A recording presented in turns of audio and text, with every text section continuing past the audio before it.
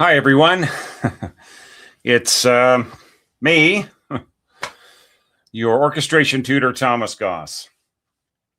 I've said that in so many videos, and and so many people out there, with or without my help, in the community, have gotten so have made careers, have created incredible music, and I'm just so glad that you're a part of everything.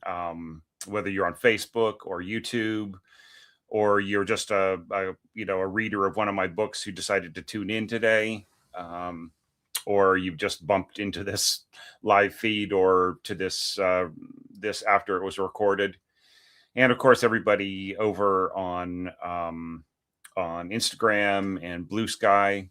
Those are communities too that are just really really fun to hang out with. So yeah, I am so glad to be talking to you here at the beginning of 2026, and so relieved to have made it through 2025. It was a real challenge over the past couple of years, dealing with long COVID. I've gone into that before and talked about that in a couple of other posts, links, and so on. So I'm not going to get into it too much, but just to say that that it was a real challenge dealing with, and I appear to be getting progressively better right now. So I'm not going to take it for granted. I'm not going to pile on too much, but you're going to start seeing more and more things from me um, up and coming. I noticed a few comments on different posts that I'd made announcing this stream today, and people wanted to know, like, what are your plans? And and the thing about it is that I do have plans, and I can't wait to share them with you, but I'm going to have to wait because I don't want to commit to anything until I really know that this upward trend is going to keep going, right? So um, I mean, even feeling better, I'm still just nowhere near where I was back in the early 2020s, right? Um, but all the same, I am feeling a lot better, and I'm taking on more and more work, and doing more interesting projects and so on, and of course providing more interesting content to the community and the channel and so on. So that I feel more engaged, and I just want to thank everybody out there who made that possible, who stuck with me, who were patient, who sent me words of encouragement, who just like continued supporting on Patreon, or just supported me through your very kind words and messages of sympathy and empathy and so on. That's really meant a lot, and as part of the healing process, not just the new treatment regimen that I'm on, which is just pretty simple. It's some supplements that have been tested and found to be positive, and I found them to be positive in terms of long COVID treatment, and then also just some other improvements, lifestyle improvements, and maybe it's running its course too. It's like you never know with this stuff. But all right. So, but just to let you know, that's the reason why I'm probably not going to be saying, "Oh, I've got this planned," or "I've got this other thing planned," and "Oh, there's this big, massive thing that I want to do." And I do have those plans, right? I have at least 3 for the channel and the community, and that would link to maybe more mentoring, direct mentoring on Patreon. But that would be coming up like maybe in about a year or something like that. And I also have got some other projects done. So, but I will announce those as we go, right? But I will talk about things that are going to be coming up for the channel. All right. Now, this is a Q&A, and I'm going to be starting by talking about different things. And and just doing a little bit of a backtrack over the year 2025. But while I'm talking, while I'm introducing, I'm still in the middle of greetings and so on. Go ahead and share your questions. I've already seen a couple there in the feed, in the comment feed, and the way that this is going to run pretty much is that I'm going to talk a little bit about the orchestration challenge. We'll do some Q&A. We're going to preview tomorrow's video, which is so much fun. More Q&A, more previews, and then I'm going to talk a little bit about 100 last orchestration tips. Okay, and before anybody who doesn't know this, don't panic. It is not the last orchestration tips I'm going to write and share. It is just the last book in that format. All right, we're going to go on to a different format in the future. All right. All righty. So Happy New everybody is sharing greetings. I can't go through everybody's. Hi, Miriam. Hi, Callum. Hi, Simon. Yeah. Hi, Edward. So yeah, people are going to be coming and going. That's fine. This is, of course, going to be recorded, and then everybody can just watch it at their leisure. But here's your chance to get me to answer a question, a juicy question. All right. Back to a few little things. Let's talk a little bit about. Let's talk a little bit about the about last year. Okay. And with that, I really mean like finishing the 2023 orchestration challenge.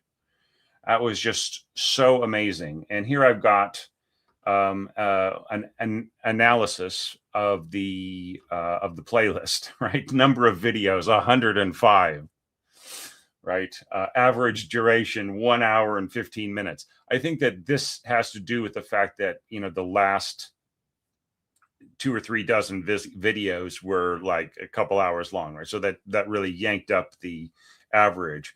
If you start at the beginning, you see a lot of the Patreon analysis videos being really, much shorter, like 20, 25 minutes or whatever. But then, of course, I've got the compilations of the website subscriber analyses, right? And those were like 3 hours long too. So yeah, so it's not too surprising to have an average duration of like 1 hour and 15 minutes. And then, of course, the whole thing, like there have been people who have told me that they have watched every single hour of my analysis. And my reaction to that is not just like feeling immensely flattered and honored that people would take my advice so seriously and to that attentively. It's also that I feel that it's wonderful that people are taking their training seriously, right? Taking their taking the time to spend that much time to really see the ins and the outs of different versions of the same work. It just was a monumental effort. I don't know if I will be able to do something this big in the future, but I'm so glad that I was able to finish it up. For people who don't know, just very, very quickly, I had to interrupt the 2023 orchestration challenge back in like late September, early October of 2023, because my long COVID just started getting worse and worse and worse. I didn't even know I had it until like maybe November or December. And it took a couple years. I started a new regimen exactly about two years after I started feeling long COVID, right? So 2025 ran September, October. And I thought, this is my chance. I don't know if I'll be, once again, like taking advantage of the upswing in my health. I don't know if I'll feel this well. I don't know if I'll have the wherewithal to do this, so I better do it now. So this was the result, was this massive playlist. And yeah, um, I'm interested to see that at, you know, at 2 times speed, you could watch the entire thing at 65 hours with me talking a mile a minute. Anyhow, I just find that very amusing. So here were our participants. We had 89 website subscriber entries, and yeah, just and some of these people are not just they don't just subscribe to the website, they also support on Patreon. And a lot of people have been subscribers to the channel as well, and I've seen them come and go. I've seen them be participants in previous challenges and share resources and comments on lots of different platforms. And just, yeah, it's just a really great community. And then, oopsies, it was a little early. Then here are my Patreon supporters who chipped in. I had like this special higher level dotted longa level for both movements of Beethoven's 24th Piano Sonata. But anyways, it was just, you know, anybody being able to help me out and help the channel out was an honor. Was, you know, I mean, because, you know, we are the people with the riskiest profession, right? You know, us and say like maybe dancers, right? Yeah, so there are some great, I'm seeing some great questions already. Just one last little general comment. Some people have heard this, heard me talking about this at the ends of some of these analysis videos, and and just to say, you know, I think coming back to the orchestration challenges probably will be like very slow and focused at first. Maybe, you know, just on Patreon, maybe limited to a smaller number until I can really count on my health, right? Because I don't want to get into another situation where I get, you know, 100 and, you know, over 170 entries and then have to let everybody down. I would just hate to have to do that again. But one last thing I'm going to say about all of these entries, you know, 83 plus 89 plus my entry and my analysis, is that there was not a single dud, right? Did everybody notice that? Like there was not a single one of these entries where people didn't take the work seriously, where they didn't come up with their own ideas. You know, and that, you know, I know that there were some people who were really just beginning at orchestration, and yet the effort was sincere all across the board. Of course, there were different levels of accomplishment. I'm not going to pretend that there weren't, but everybody, you know, just did a fantastic job, and they made it worth it, and they inspired me as I was pulling myself together late last year and going through things, and just you know, coming back to it again and again. It was like this wonderful spring of fresh water, you know, just, you know, drinking from the well and being able to help out so many different orchestrators and creators. It's just, you know, you guys really honored me with your participation, and I appreciate it. All righty. Well, so let's do some Q&A. All right. All right, so I'm going to just slide back up here, and there was a question from Ryan. Hi, Ryan.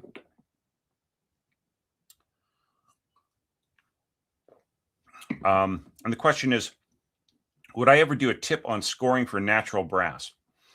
I would recommend that you check out, if you haven't seen this already, you should check out my video on pitfalls for the 2023 orchestration challenge, right? So just go to the 2023 orchestration challenge playlist, and it'll be one of the videos there.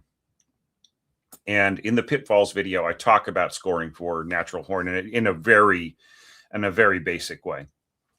In terms of doing a tip on natural brass, it's a really great suggestion, and it's something that I've actually considered this, and it's something that I might work into the like the general brass tips. You'll see. I'm going to share the the chapter list for the brass chapters in 100 last orchestration tips, and we'll talk about it a little bit. And I actually want your suggestion. So this is a really great suggestion on a possible topic, right?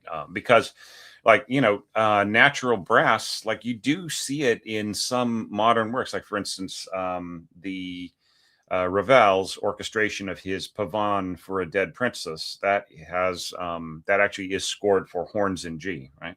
And it is possible. It's like, it really is more of like a valve horn in F, like a modern horn kind of a part. When you think about just, if you want to play it beautifully, every single note to be beautifully resonant and clear, better to play it on a valve horn. But playing it on a natural horn, you get some really interesting sounds for some of the necessarily stopped tones, right?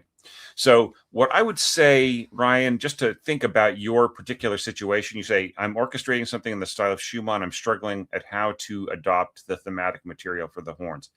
So I would say, first of all, study Schumann, right? Study how he did it. His symphonies, and study his work for four horns and orchestra and so on. So just like really check out what pitches that he used that weren't natural on the overtone series, harmonic series, excuse me.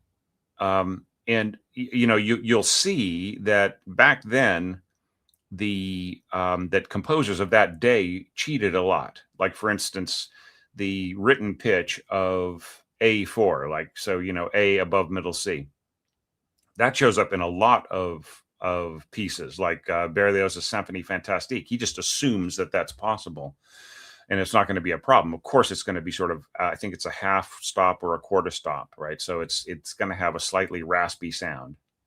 And of course, like, B natural and B flat is one that, above middle C that is something that is just sort of very normal. You'll see people cheating and putting in a B rather than a B flat, right?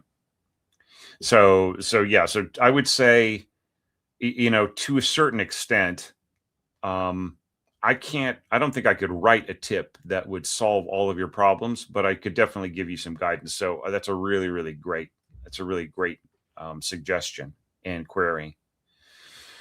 All righty. So let's thank you so much, Emily, for your yeah. And once again, Callum, thank you so much. All right. Hi, Aaron.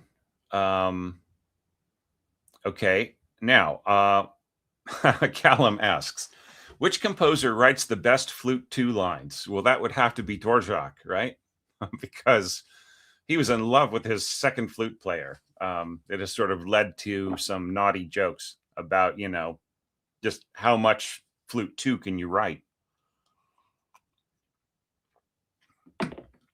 Sometimes his flute 2 writing is more involved than anything else. So I would say, like, that's where to start.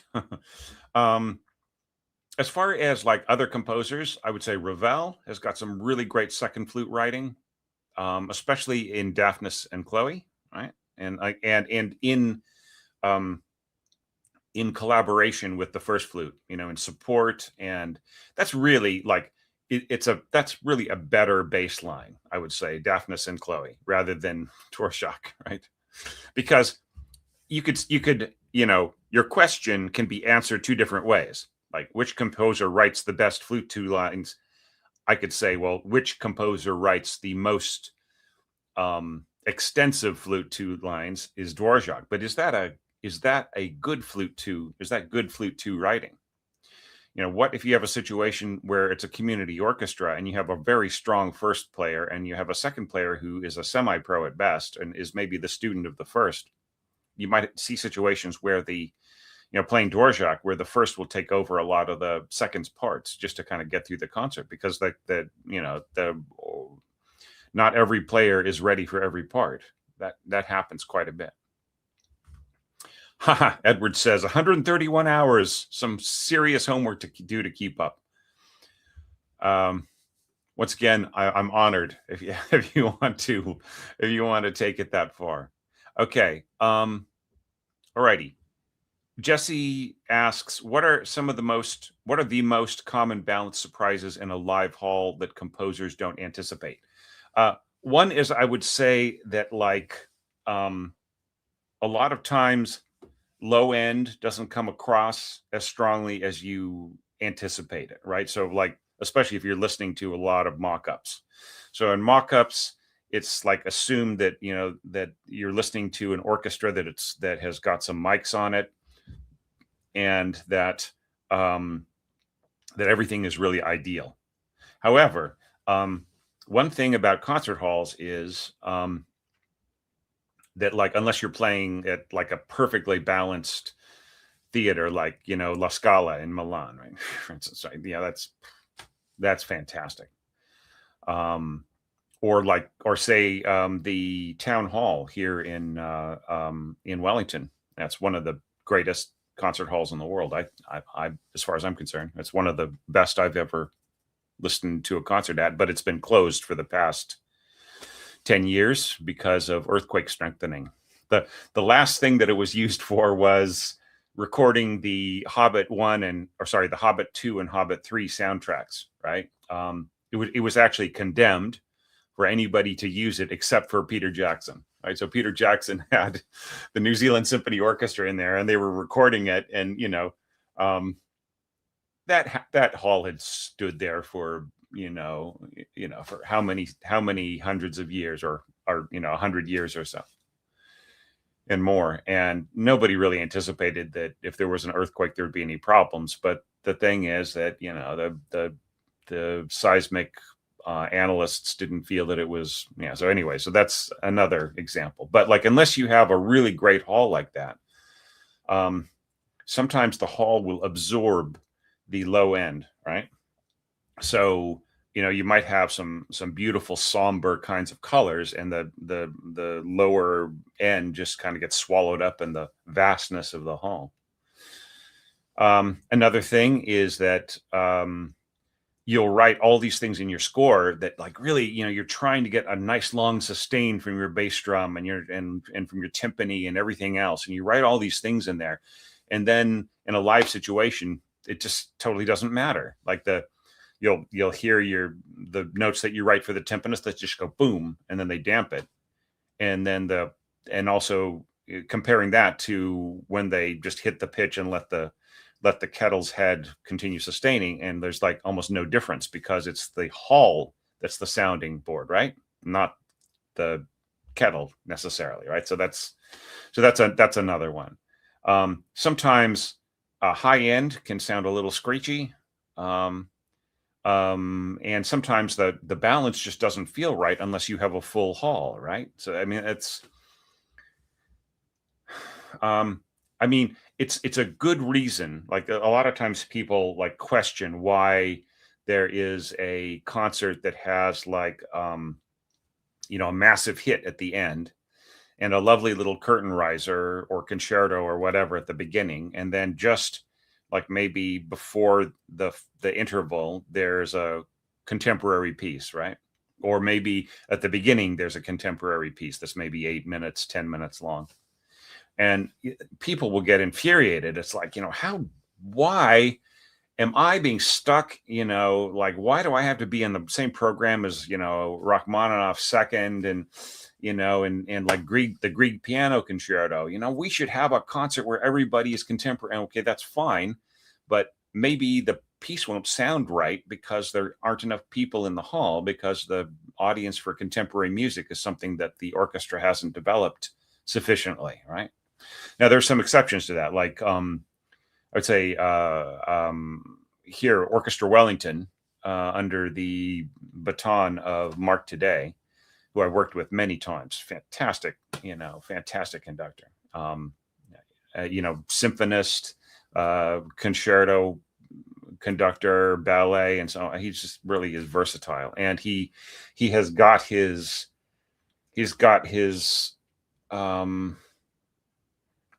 following is like the audience of the orchestra is accustomed to hearing new works and to valuing them, right? So he can have almost an entire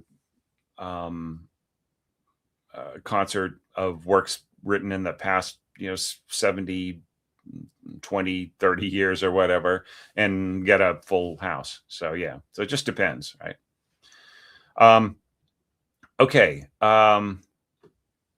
Okay, I think Rian, is that how to pronounce your name? I apologize if I've gotten it wrong. Rian Klassen says, you occasionally talk about overtones in your videos. I was wondering where you got the data you use for the graphs, because I'd like to learn more about the overtones of instruments. It's very, very simple. Like, try to get a recording of a single note played by an instrument, and then take that recording and have, put it in, I use Audacity, and then just use like analyze, right? Just I usually use the Han window option. There are different kinds of spectrum analysis windows, and that's the one that's the clearest, I think. And it's just really revealing what is stronger and what is. And we'll talk about. We'll be doing a couple comparisons between conical bore and cylindrical bore instruments, and I'll be talking about it. Those are some tips I'm going to be covering. Okay, PDQ Bach fan asks, how does one get started with studying orchestration? What's my mantra, folks? Score read, score read, score read. And we are living in an era where people will take a score and they will, take PDFs of it, and they'll make a video of it along to a recording, and you can just watch it. And what I would recommend is, like, almost everybody has got like a smart TV now, right? So they can watch streaming and so on. So, or you've got like a big computer screen. Watch my videos, like just get the YouTube app, right? And then have the YouTube app running on your smart TV, running my videos on orchestration analysis. And it's amazing how much you can see when the score is, the size of your wall. So, but like you don't even need my videos. You can just watch any old video on YouTube that does that has got the proper density. Some of the videos that were made like 10, 20, almost 20 years ago when YouTube started, that have, like the resolution is like 480, right? Or, or less. And so those are very hard to watch on a big screen, but like, yeah, just or a big computer screen or smart TV or whatever, and just score read and just really notice what is happening. Now this is actually, I have plans to write a book on how to start studying orchestration that'll just focus on training yourself. And, what are the steps? What are the realities? What are the jobs? But, but mainly like, what is the progression, right? So, yeah. So just, if that might not happen for a while, right? I was actually considering just like not even doing my tips book this year and writing that book instead and making it, short and readable and just blast it out. But, I'm already doing this other bigger book. Okay. Jesse asks, what notation choices do you see that look fine but cause rehearsal friction? Well, it depends on what you think like looking fine is. I mean, like one of the ones that I saw in the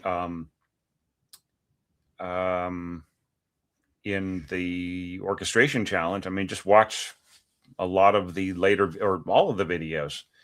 Okay. And, you know, especially in orchestrations covering the second movement and some of the first, there are places where there's like a couple notes here and a couple notes there, trading off between the left and the right hands. And the assumption was with some orchestrators that, you know, the player who was playing after the beat, in other words, maybe like the left hand was playing the first two notes and the right hand was playing the next two notes. You know, the little right hand notes that are a little later would just be able to come in on and always perfectly on time. But like, you know, why does that cause rehearsal friction? Because the conductor, like especially in a fast work, in order to keep everybody moving, they might be they might be conducting a little bit ahead of the beat, right? But you know, if they are forced to conduct like right on the beat, to keep everybody in line, then the music can start to feel mechanical because like they're sort of taking the decisions away from the player about the naturalness of the beat, right? And then conducting a little ahead of the beat, these players are constantly coming in on and like they're starting to get a little lost because like they can't really feel where that is. That's why I was constantly saying like, okay, so put in the on beat, just a touch of on beat, and then the off beats. And of course, like with a fantastically great orchestra, that's not that much of an issue. But you know, if people are going to be working with you know, semi-pro community orchestras, you know, even some regionals may not have the kind of time that it would require to put in to get that, just absolutely nail that, you know. And it's not even just a question of whether or not something like that is ever possible, but it's a question of doing it incredibly fast and getting the precision out of it, right? So the things like that, things that take sort of split second kind of timing where there's kind of no reference of where the on beat is. Another thing that I've already talked about in, you know, one of my you know, common errors videos is constantly slurring across the beat. So like nobody has got the downbeat ever, right? Like nobody is articulating on the beat. And I mean, there's kind of like, if you want sloshy, shapeless music and so on, I mean, there's great sloshy, shapeless music. I'm not putting it down as a style or genre or anything like that, but I'm just saying that if you write that way all the time and you're putting in a lot of really tricky rhythms and so on and so forth, that can cause rehearsal problems, right? And then just like really common things like scoring, you know, I see this a lot, you know, people will say, I really want the brass to be strong here. And they'll score the brass, you know, forte, and like the strings and winds will be mezzo forte or mezzo piano. And then they'll wonder why they can't hear anything. It just sounds like a big brass chorale, right? Things like that, just some basic things, but yeah. All right. Trine 5044, or maybe Trine or Trine. Do you still study scores like The Rite of Spring? And if so, do you keep making new discoveries? I mean, yeah, I mean, I'm constantly, you know, think of it this way. Like, if a work of art is great, every time you experience it, you see new depths in it, right? Otherwise, like, what's the point? Like, I've watched The Godfather, I don't know, a dozen times, more than that. I used to read the Lord of the Rings like every year or every couple of years. I guess I still do dip into it a lot. And every time I do, I see new things in it, right? So yeah, absolutely. I'll observe something new about the Rite of Springs. Yeah, exactly right. Yeah. And but because like with a great work of art, even the artist may not be aware of every single, they may not be intellectualizing every possible single thing that they do, but they may know that it's artistically right. and then those decisions can later on be analyzed artistically, right? So they themselves may be finding out new things about their own works.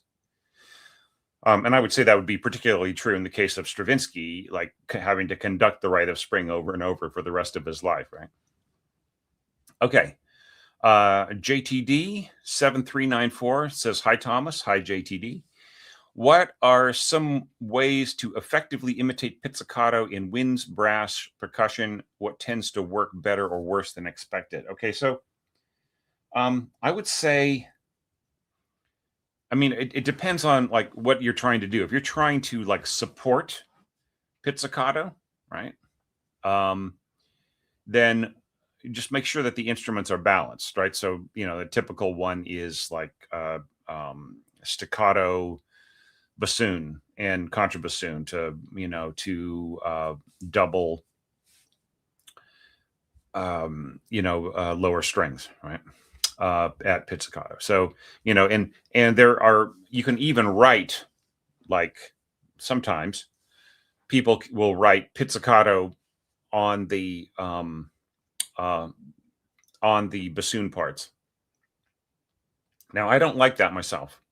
I like to write in with, like, if I really want it to be an absolute perfect blend, I will write with cello's pizzicato or with double bass pizzicato, right? It's better. With is better, right? Rather than, sometimes if you write pizzicato on it, you can give the bassoonist two misconceptions. Okay, one is that they're to use the pizzicato effect, right? Which is just like it's like almost like sort of sucking in the air and then spitting it out with the tongue, right? So they get this kind of a thing without the reed, right? So that's, some people call that pizzicato, like bassoon pizzicato. They might think that you think that, or they might think, "Oh, this idiot has just copy pasted their Sibelius part onto the bassoons, and they're not even thinking. And why should I think that hard, right?" That's why I should say, just say with, right?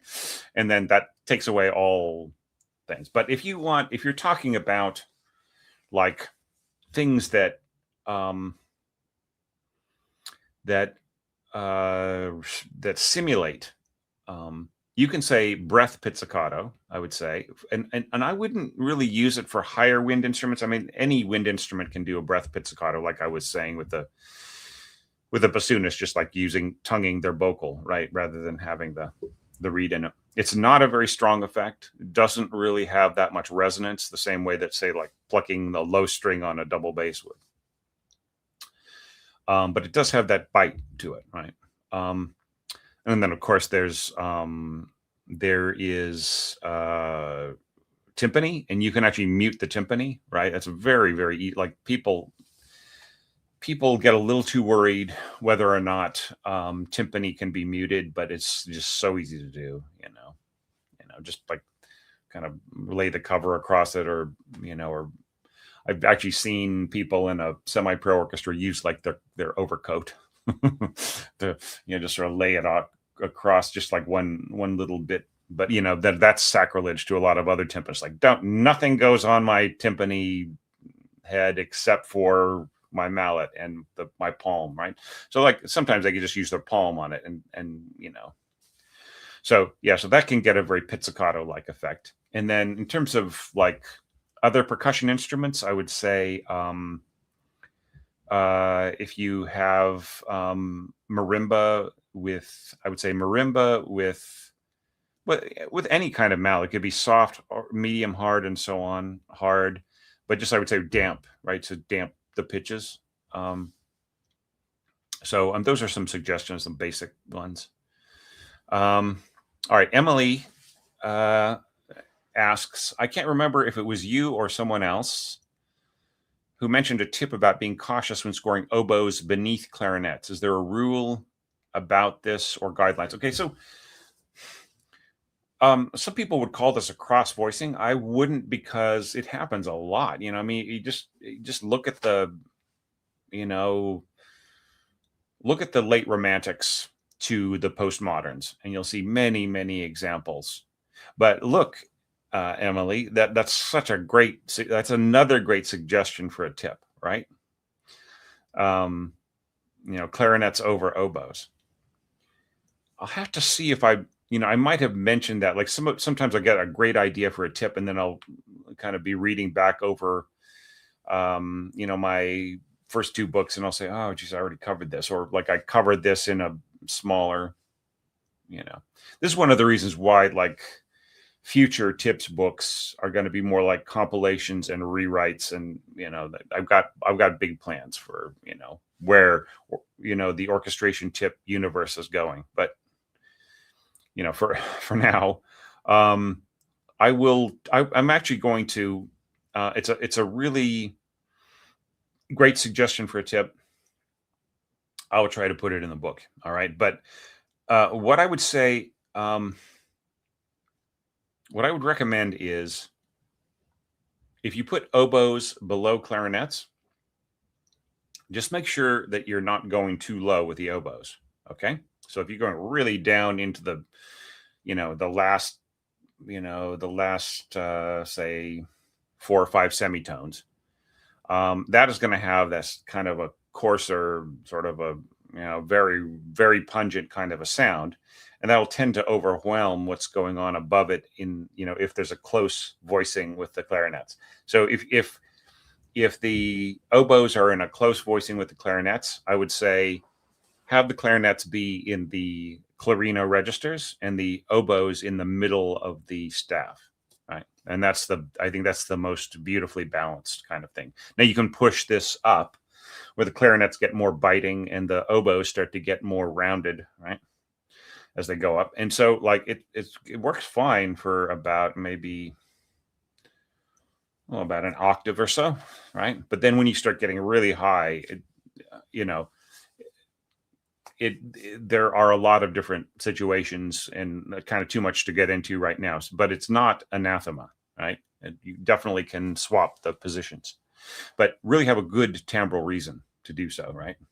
Because like the way that everything is set up, there's actually beautiful balance in the colors, right?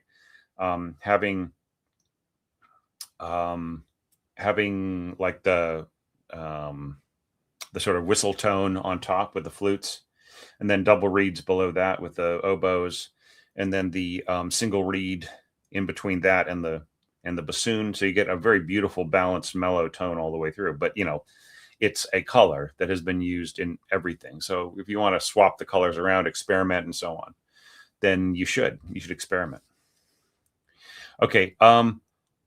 What are my thoughts on the Gothic Symphony? It's a little too much to go into. I'd rather focus on specific questions of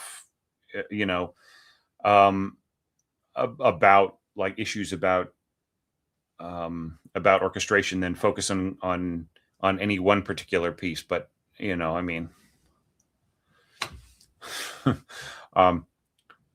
I would have a lot to say about that. But yeah. Hi, Laura. I see Laura is here. Okay, Pedro Marquez asks, how would you, in the event that there's not another option due to lack of space, organize 4 instruments into 2 voices in one score?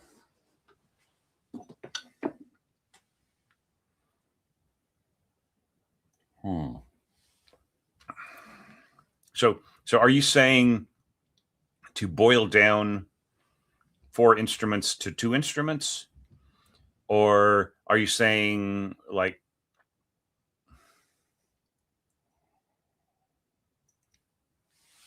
okay, well, if the 4 instruments are 4 horns, right, then occasionally you'll see all 4 horns on one staff, right?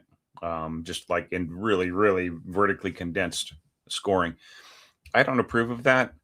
Then there's like there's the whole issue of swapping, like putting the high horns on one staff and the low horns on the on the bottom staff, which you see in Bartok and you see used very unsystematically in Carmina Burana, and so on. Yeah, I think I would need to know a little bit more about your question. You can ask it again if you clarify, please, and I will try to answer it. Okay. Have you ever worked on any electronic music, DAW, synthesized amps, and so on, next to orchestral chamber music? Yeah, sure, of course. I've scored quite a bit of crossover scoring, where working with a band and so on. And sometimes I would use the orchestra to enhance, say, what the keyboardist was doing, or to add another layer of texture that was complementary to to an electronic sound or a synthesized sound or whatever. You know what? Crossover, like crossover artists, that's the wrong way of putting it.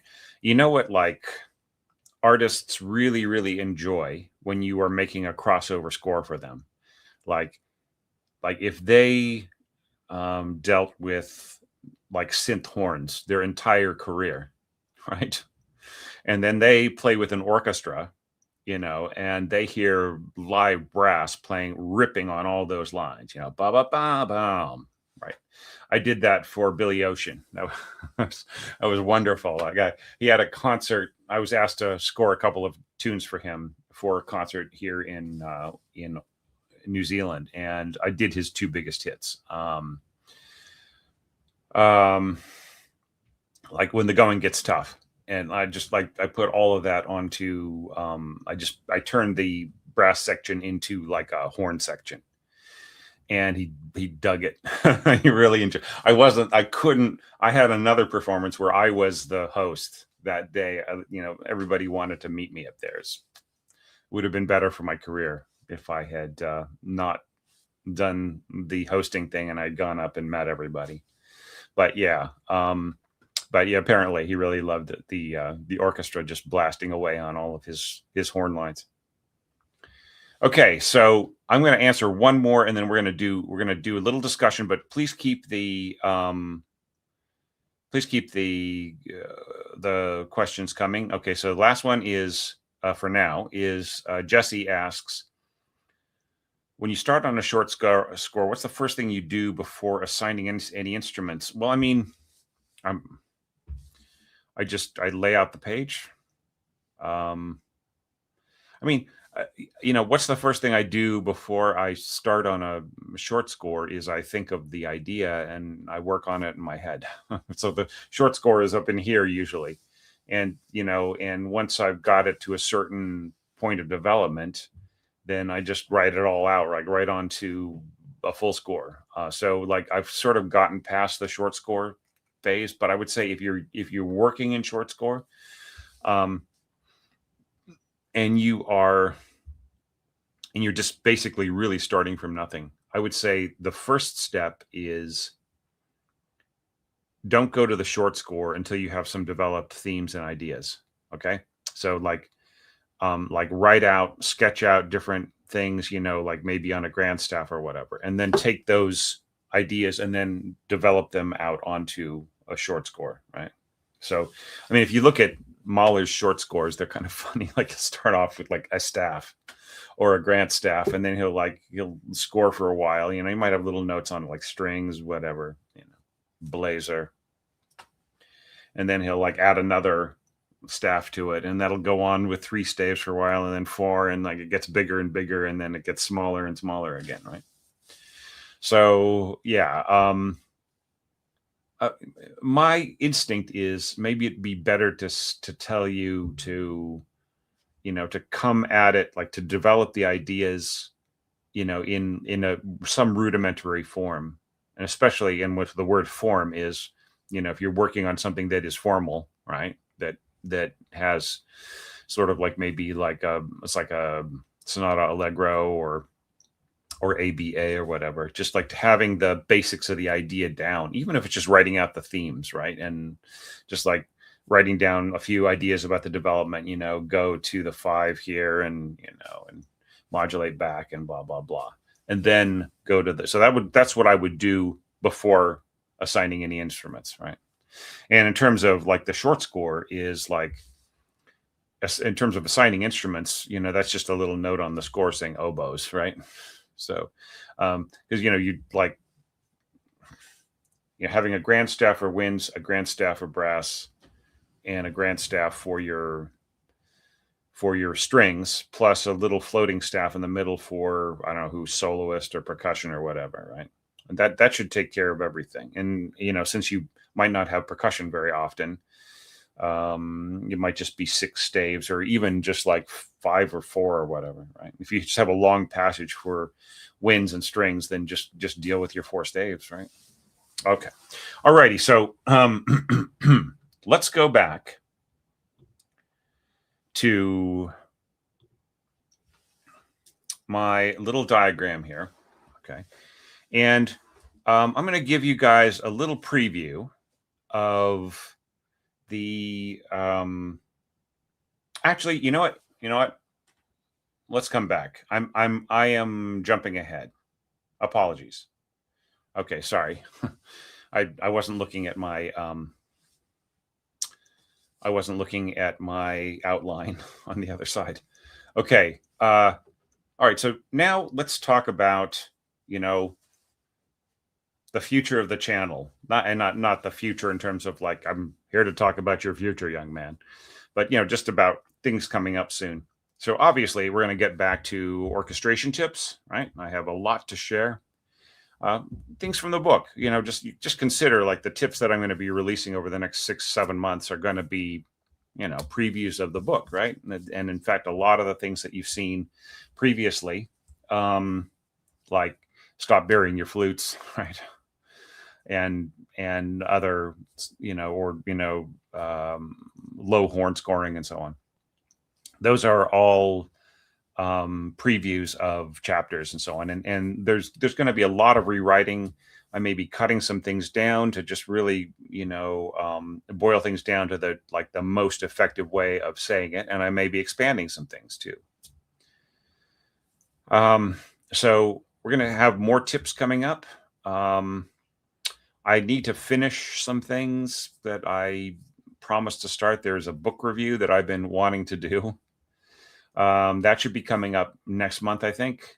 I've just been waiting a long time. And the composer who loaned me the book to review has been so patient, and I really appreciate it, Michael, if you're watching this. And there are a couple other people that I know who've written books. They wrote books last year, and I just was too sick to make it a part of the Orchestration Book Club. So those things are going to be coming up over the next few months. And of course, what's going to drop tomorrow is the Carmina Burana, the first song of In Taberna, called Estuans interius. So, burning inside. And what I love about this is that not only is it a great song, or really, really fun, I feel that that it is a really great song to study if you are a developing orchestrator, or even if you're just like a beginning orchestrator. Okay. And I took extra pains in this video to really spell things out. Okay. And yet not be, hopefully not boring for more developed orchestrators, but, just to really, really get into the DNA of why things work in that piece. Okay. And, there's something about this section of songs that really reminds me a lot of something I mentioned at the end of the video. That is, it really reminds me of like 70s hard rock and heavy metal, right? It is, it's music about partying. It's music that, really kind of, about people who are like free spirited, and who are into romance and and drunkenness, right? All those things. So, so let me give you a preview of the this one clip I'll play now, one excerpt from the video. This is talking about the author of the text for this song Estuans Interiors. It's the only text in the Carmina Burana song cycle as selected, the text selected from Orff from the original manuscript. It's the only text where we actually know the author. Right? It was a person that we could sort of name and try to nail down. We don't know their name, but there's some things that we know about him. And once you've seen it, you'll sort of more understand why this is a great first song for this In Taberna section of Carmina Burana, which is really about being in the tavern, hanging out with your mates, gambling, drinking, whatever, just all of the sins of that time, which are still around today, obviously. All righty, so let's take a look at that.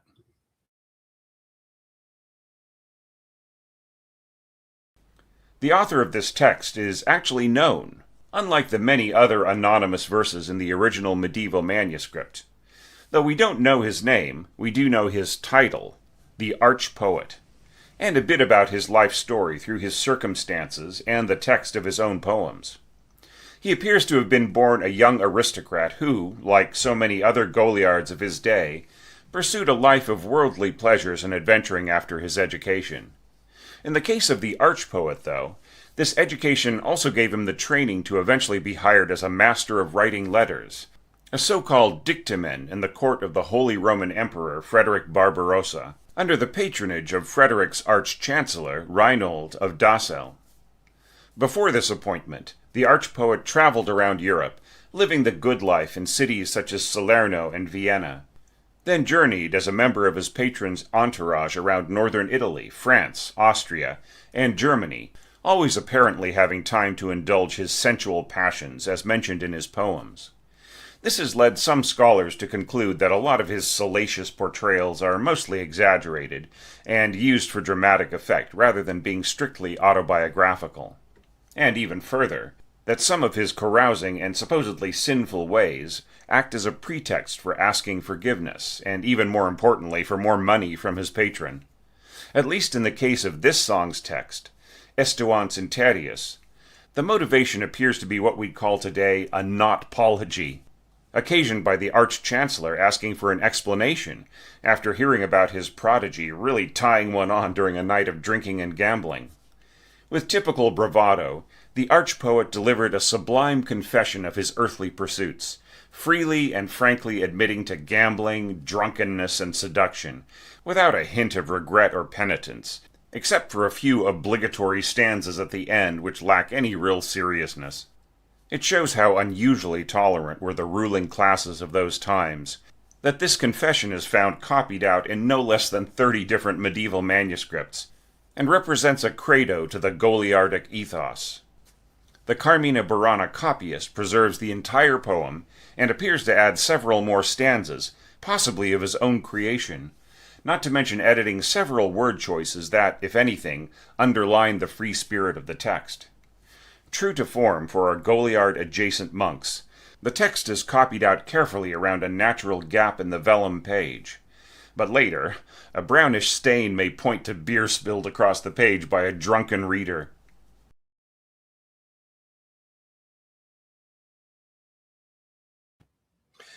Yeah, so that's that's a little excerpt from the beginning of the video. It's just was so much fun to make this one. Like, I had been doing nothing but I put everything on hold for like 3.5 months.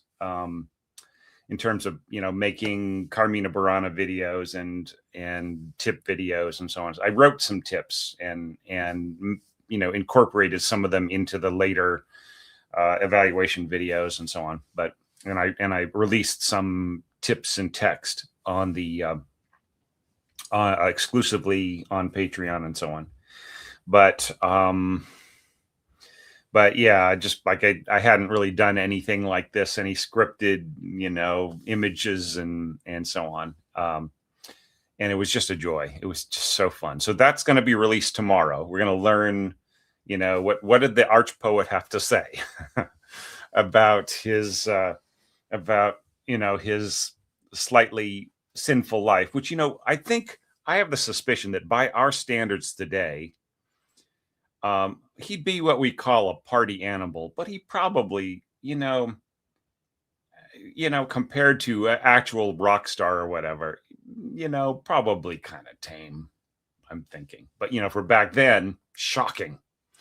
And he wrote that, apparently he wrote that confession because one of his rivals at court, you have to think that like he was a member of the court of, Frederick the First, right? Of the Holy Roman Emperor. So there were constantly people scheming and trying to backstab and get one up on each other and so on. And I get the feeling he didn't care about any of that stuff. He just wanted to party and write poems and do his job copying out letters and so on from Frederick to whoever or whatever, from Reinald, his patron. So yeah, so it's a fun way to start off the year. And we'll talk about that some more. All right, so let's do let's say maybe another 10 minutes of Q&A, and we'll come back to Carmina Burana and take a look at orchestration analysis, which is really why I'm doing it.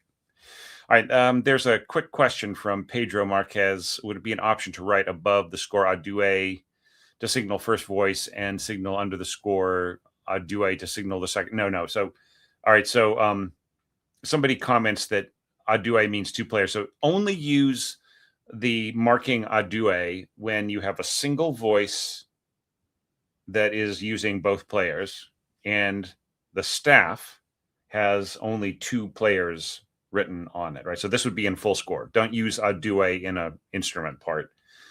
Unless, there are some band parts and so on where you might see something like that. But in an orchestral score, a deux should apply only to a score where there are two instruments on a staff and it's using a single line, right?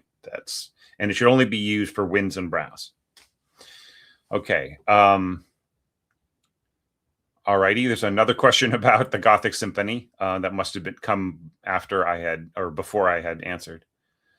Okay. And then, right. And then there's some other advice from another viewer. So that's great. Okay. Emily says Dvorak seems like a considerate guy. I agree. If you read his correspondence, he's a sweetheart, and his, like, the way that Brahms kind of had this massive man crush on him. And Brahms was like that. Do you know what I mean? He was passionate about his friends, one of whom was Tchaikovsky, right? People run into this quote about Tchaikovsky calling Brahms talentless and other naughty words, but that was before he met him. Once Tchaikovsky met Brahms, bromance instantly. And Brahms had the same kind of vibe towards Dvorak. He just, he loved his music and he would write him these letters and Dvorak would write back. And then Dvorak himself helped develop other talents and visited America and made these great friendships and so on. There's an interesting book called Dvorak in Love, and it's sort of a it's kind of a historical romance in the kind of masquerading as a biography or whatever. It's a bit overblown, but it's fun. It's a really fun read. Okay, Emily Hope says, I'm about to sing in Daphnis. That's great. I wish, Emily, that I had a few chapters of the planned Daphnis and Chloe score analysis, but that we're talking years away at this point still. Okay. Trina says, in response to your Stop Bearing Your Flutes video, what is the difference between writing a passage for inclusion / sheer enjoyment and incompetence on the orchestrator's part? Okay, so that's a really good question. I would say the incompetence is twofold. One, it could just be in the eye of the beholder, right? Like if you're, but the, like you might say, oh, just, why did you even bother writing that? Nobody can hear it, right? And then if the answer is, it's not that hard to play and it's fun for the player to just keep going all the way down to middle C, right? That's what we see in Bolero. Okay. So that's understandable. But I would say incompetence is if you make that player practically kill themselves to learn and play the part that nobody can hear. That is an insult. It's more than incompetence, right? It's, and the worst thing about this is that the instrument that requires the most preparation before rehearsal and performance, which is the harp, is the one that gets insulted the worst, right? Getting parts that nobody can hear, that are really elaborate, and let's face it, a lot of the times are just a harp version of the piano part that's been orchestrated, right? So yeah, I would say that's the thing. Just if you're putting the player to all this extra effort and you're expecting that what they do is going to be heard in an integral part of what the music is, that's incompetence. If you're just writing it to include them and to let them be part of this massive push downwards or whatever, that's not so bad. Okay. All right. I do answer that question in the video, I think. Okay. What are my go-to strategies for intensity without volume? It depends on the articulation of the note and the density and the emotional context, right? So you can make something intense at pianissimo, right? Say tremolo, right? You can have the tremolo crescendo a little bit to piano, and it can feel devastating if the emotional context is set up right? So it's more than the volume. It's got to be. Okay. Why do I have a crown number 2 beside my name? Why is that? I don't know. What is this, something that YouTube is doing? Maybe YouTube thinks that you're a wonderful person. I don't know. Did I accidentally? I might have accidentally bumped your. There's like a little star thing. So, oh, I see. Samantha says you're the second most vocal member of the chat. I see. Okay. All right. Ryan says, I adore your 100 orchestration tips. I feel it's not only the most up-to-date compendium on orchestral technique, but it also taps into several other factors, many other books. You know what I would say about that? First of all, thank you so much, Ryan. For that, you get it. I really appreciate that. I think that what's different about my book and a lot of other books, not every other book, but a lot of other books, is that I take the player's perspective.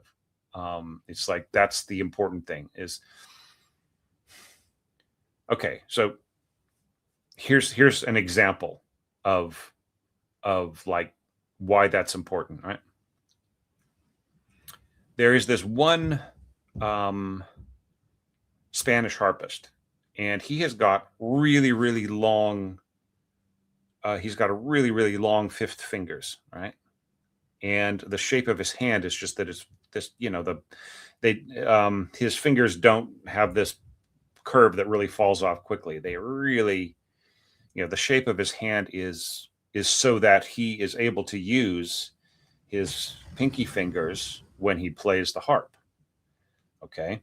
And here's the thing is, when the harpist puts their fingers up against the strings, where do these pinky fingers end up? They're way, way down there. So like having a pinky finger that, it can really reach up and be in a straight line with the harpist size is biologically unusual, right?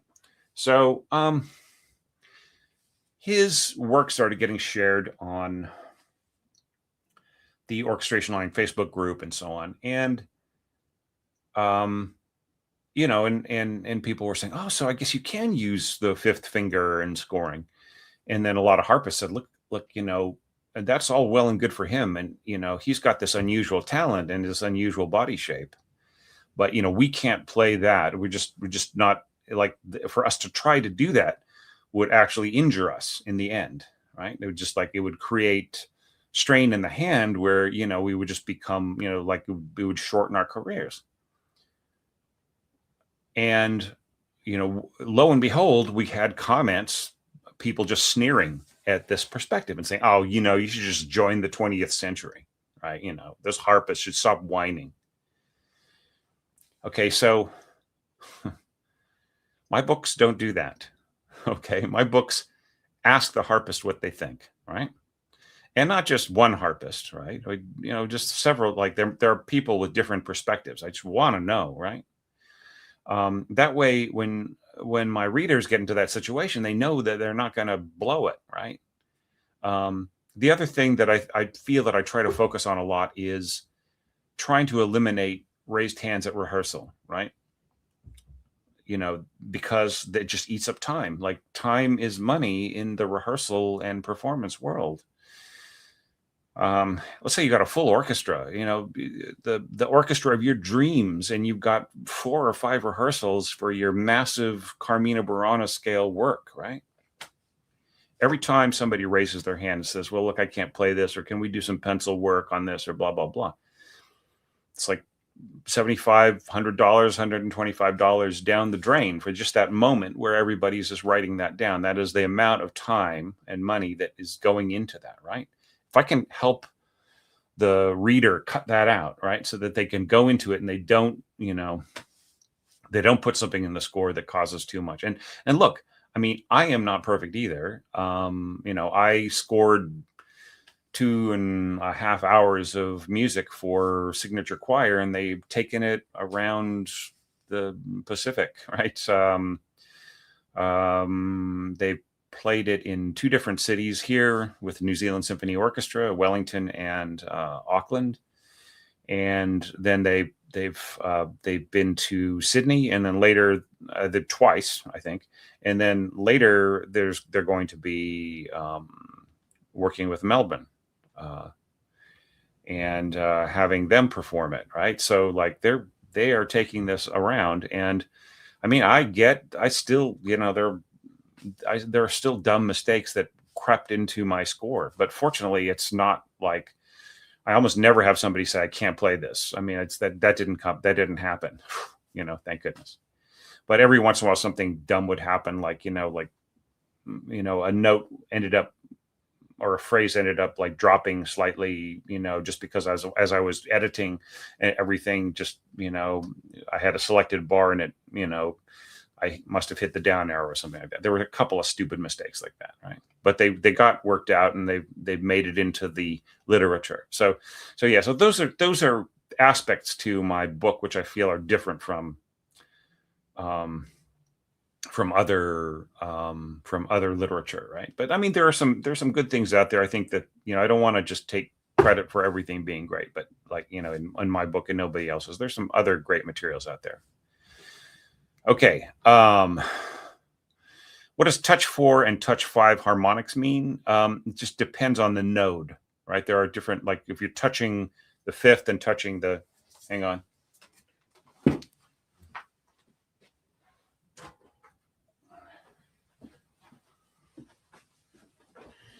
All right. So like, if you think like, it just depends on like,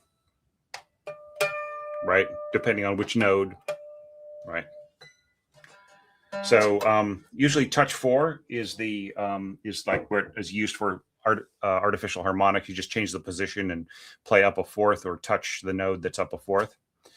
And then touch 5 is usable in some circumstances, especially like if you need the ceiling to come down on your artificial harmonics, getting onto the bottom string, and you're going lower and lower than you usually would be able to get, right?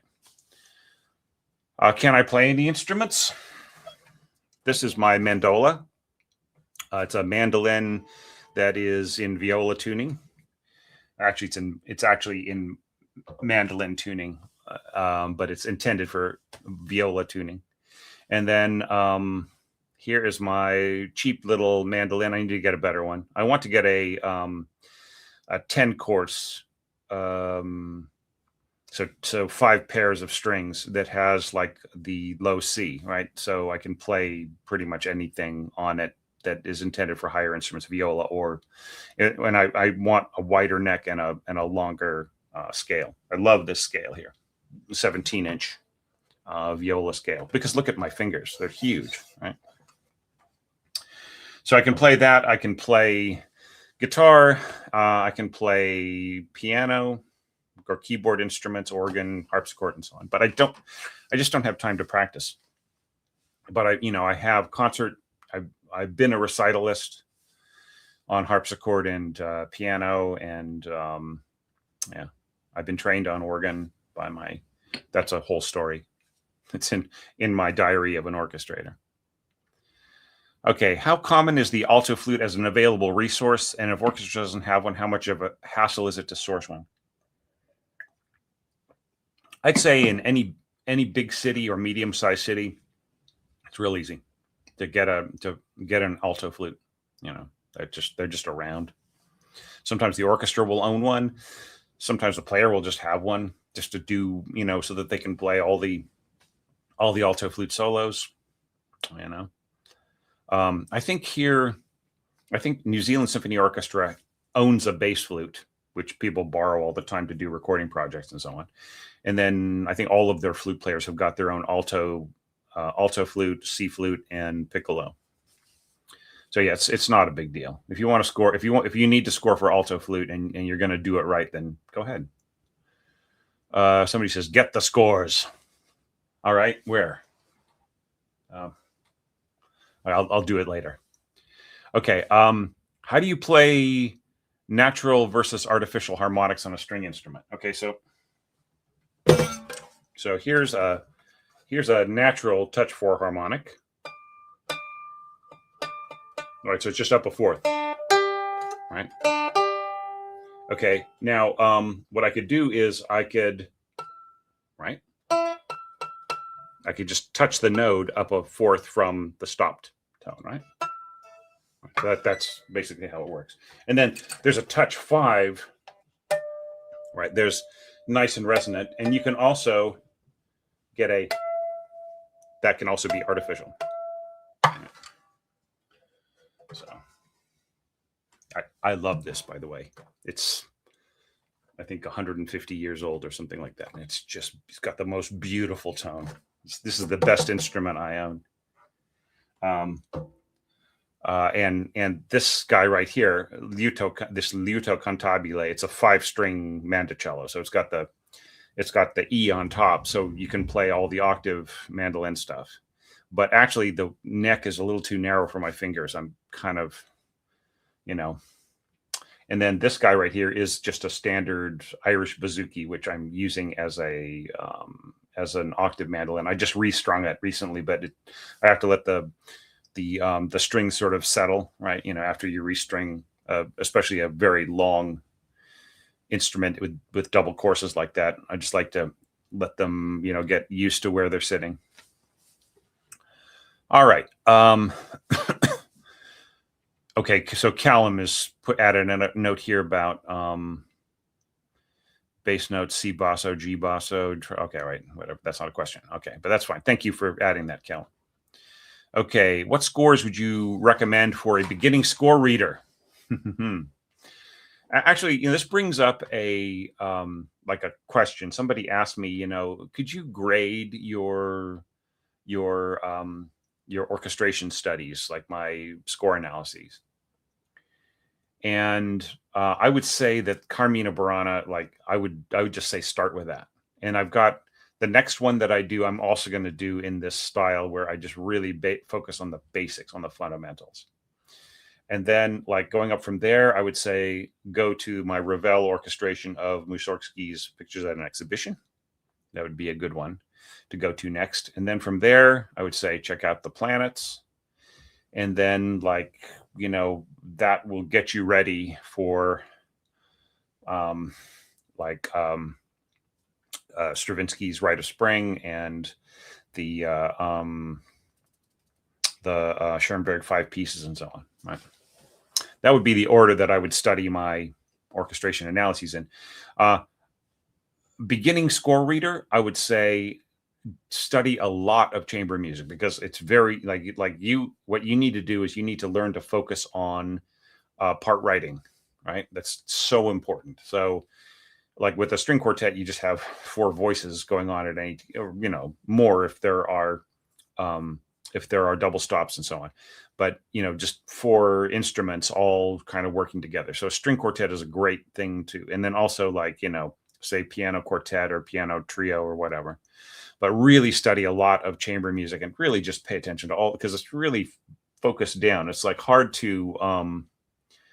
it's hard to miss what's going on, right? And then I would say go from there to like Mozart, Haydn, Beethoven, study those. And then one thing I left off of my list, I would say after like around the same time you study the whole planets, I would say also study Symphonie Fantastique, right? Okay, well, my course on that. So I would say like after let's go back to just studying scores,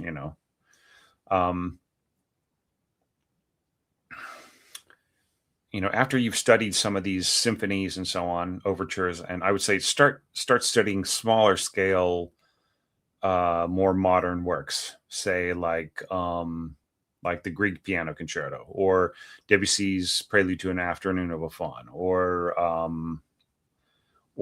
like some of Ravel's orchestrations of his works that are a little smaller in scale, like the his orchestration of Ma Mère Roi, the Mother Goose Suite, and so on. Just like work your way up from there, right? Don't start with Bartók's Concerto for Orchestra. I mean, which is a great thing to study. But like if you're really bored by some of these, like smaller scale things, go ahead, jump in. But maybe check out some of my guided score reading, my score analysis things. All right. Somebody says the best computer screen for scores and notation programs is the LG Dual Up. Best money I've ever spent. I used to have a screen that could be rotated on its side, but now I've got my screens are just the basic landscape format screens are getting big enough to where I can pretty much see almost life-size scores. Okay. All right. So there's some more discussion about some things. Somebody says all orchestras basically have an alto flute. I would say, yeah, pretty much professional. I'd say all professional, pretty much from say like city, like regional orchestras up to, pro and so on. Some semi-pro orchestras, depends on the region. If you're in the middle of nowhere, it might be a little more tricky, but. Okay, Trina asks, question, I am conflicted with what orchestration books to buy, as many of them are outdated or contain misinformation. Okay, well, look, I mean, there's misinformation and there's misinformation, right? For instance, there are several points in like the Samuel Adler, which is sort of state of the art in terms of like training how to organize things and how to actually do the work of orchestrating and so on. So, I mean, there's some mistakes in terms of like categorization and some things where it's still a little bit of a flub in there, because that's not Samuel Adler's, particular specialty and so on. Those are things that probably could and will be fixed. It doesn't mean that it's a bad book. It just means that he kind of goofed on a couple of things or got the wrong advice. I would say like any orchestration book that you buy and study is going to have problems with it, is going to have like some bit of a misinformation or a typo at the very least, right? I mean, even with my revision, like my second edition of the 100 orchestration tips book, I still, like there's still like an extra paragraph here, or I've misnamed a quote there, and then there's some other things that I just think, I just don't know if I framed this the right way, or to really answer this question would take another couple paragraphs and so on. So I'm definitely going to make a third edition of that book, or the material in it is going to appear in a new form, let's put it that way, that is going to be a little bit more expanded. So I think a good first book in terms of English language is Piston's Orchestration. Let me see. All right. this is what it looks like with the spine falling off. And I mean, you can tell that I've referred to this a lot. So this was written in 1955, and there's some information in it that's no longer quite valid. But the basics of it are very powerful, and Piston is he adheres to that kind of middle of the 20th century writing philosophy, where you try to use as few words as possible as powerfully as possible.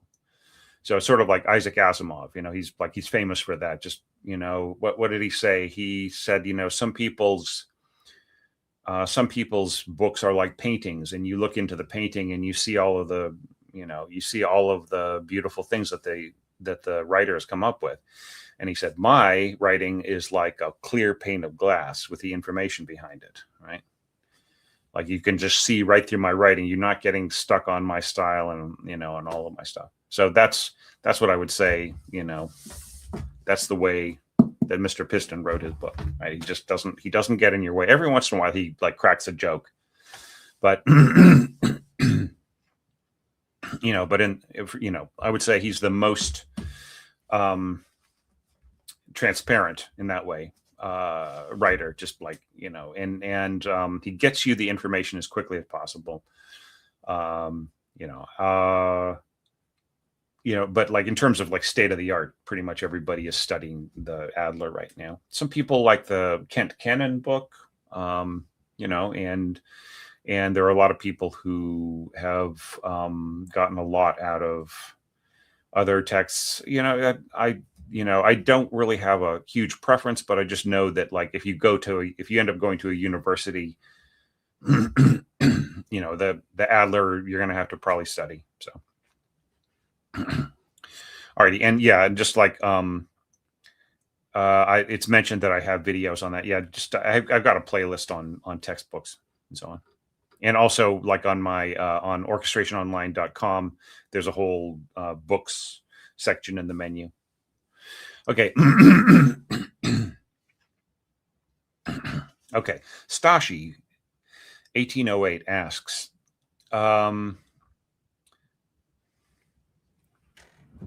how could I arrange a leader for choir? I want it to sound sparse, but slowly build, like when the soprano comes in, then goes to alto, then bass. When should I build? Maybe, there's so many. I mean, I can't. I would have to see the context of the material. So you're talking about choir plus piano, or just unaccompanied, or whatever. There are a lot of choral works and resources and books on choral writing that you could check out. Okay, Edward mentions Berlioz is available from Dover. Also, IMSLP has got free versions and so on. And then just reading along with the music, there are videos like of that on YouTube. And then of course my series covers every bar and explains it all. Okay, what's my favorite piece of music? Whatever I am scoring next, right? That is it. Like,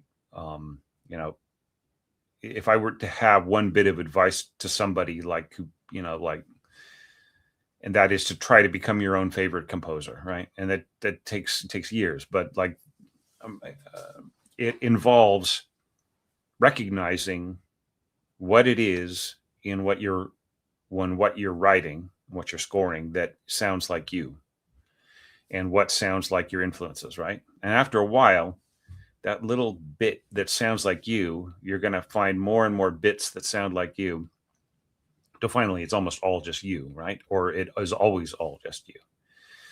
And at that point, you sure as hell better prefer that to anything else, because otherwise, what are you doing, right? Like, you have to grow forwards into, So, what is my favorite piece of music?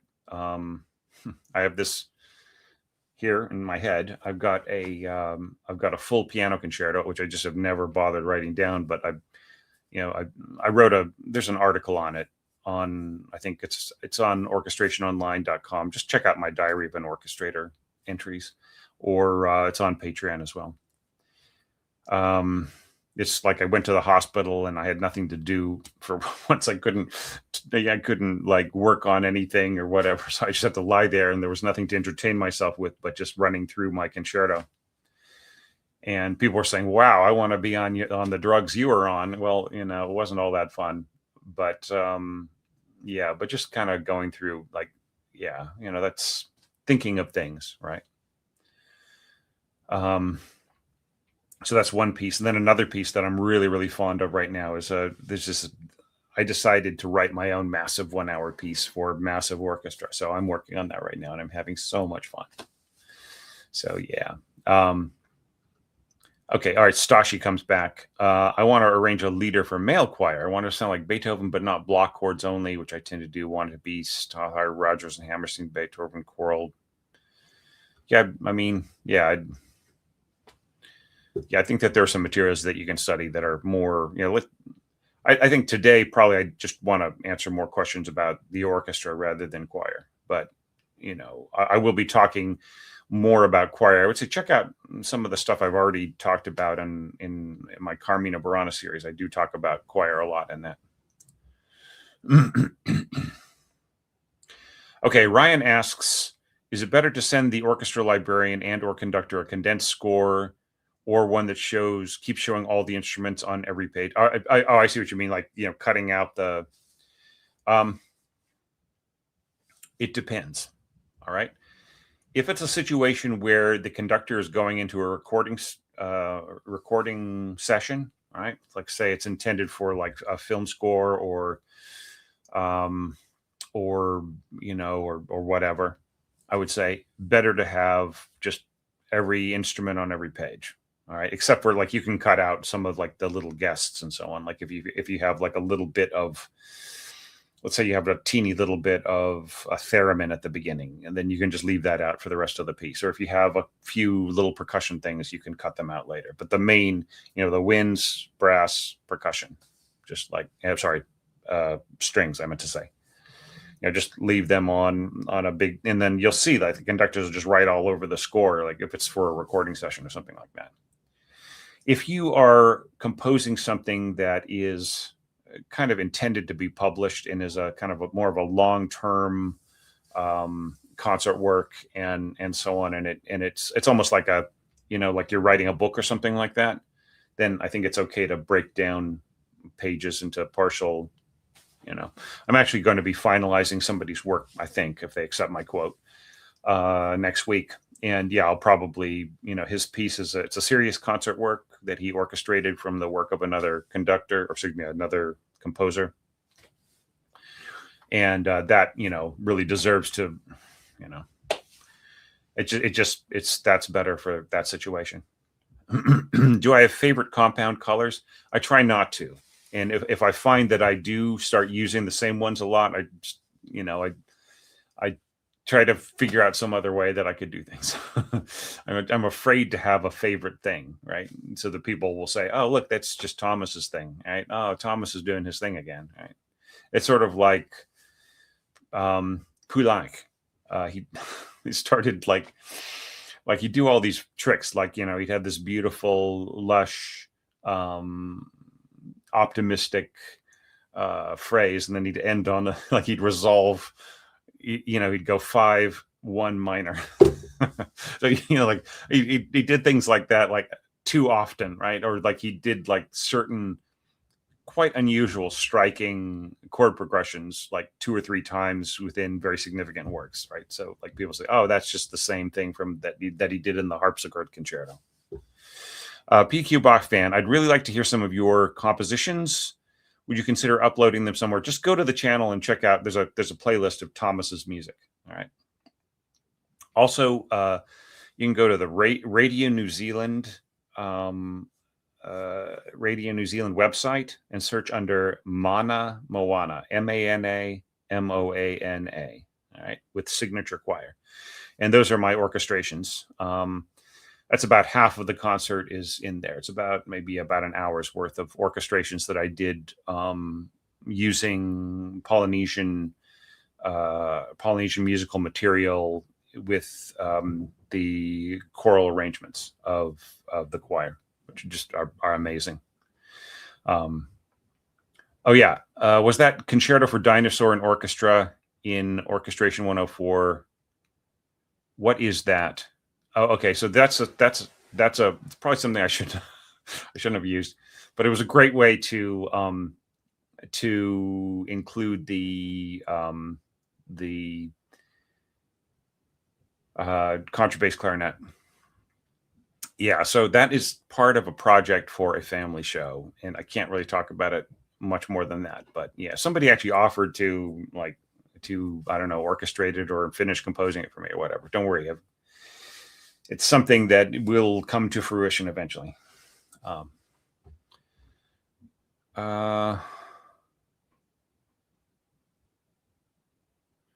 Any tips for writing in a Herbert Stothard Wizard of Oz, but more specifically National Velvet Orchestration? That's a bit of a subjective question. I would say, like, if you mean like if you want to write in that sort of 50s kind of a way, I would say try to separate out your instrumental colors so that they're very like, don't do a ton of mixed colors.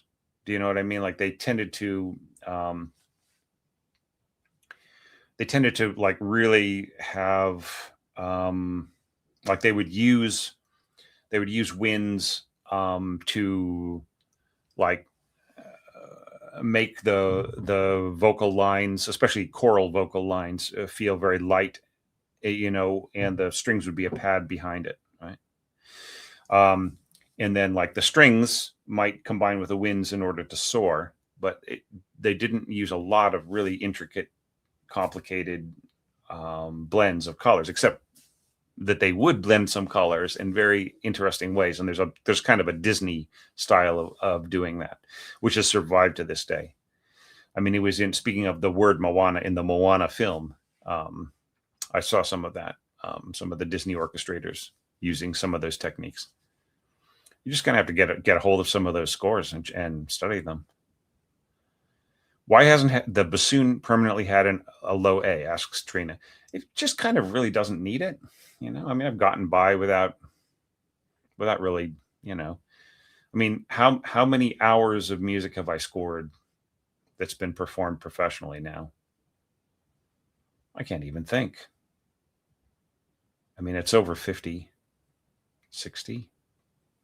And it's never bothered me whether or not the bassoon has a low A.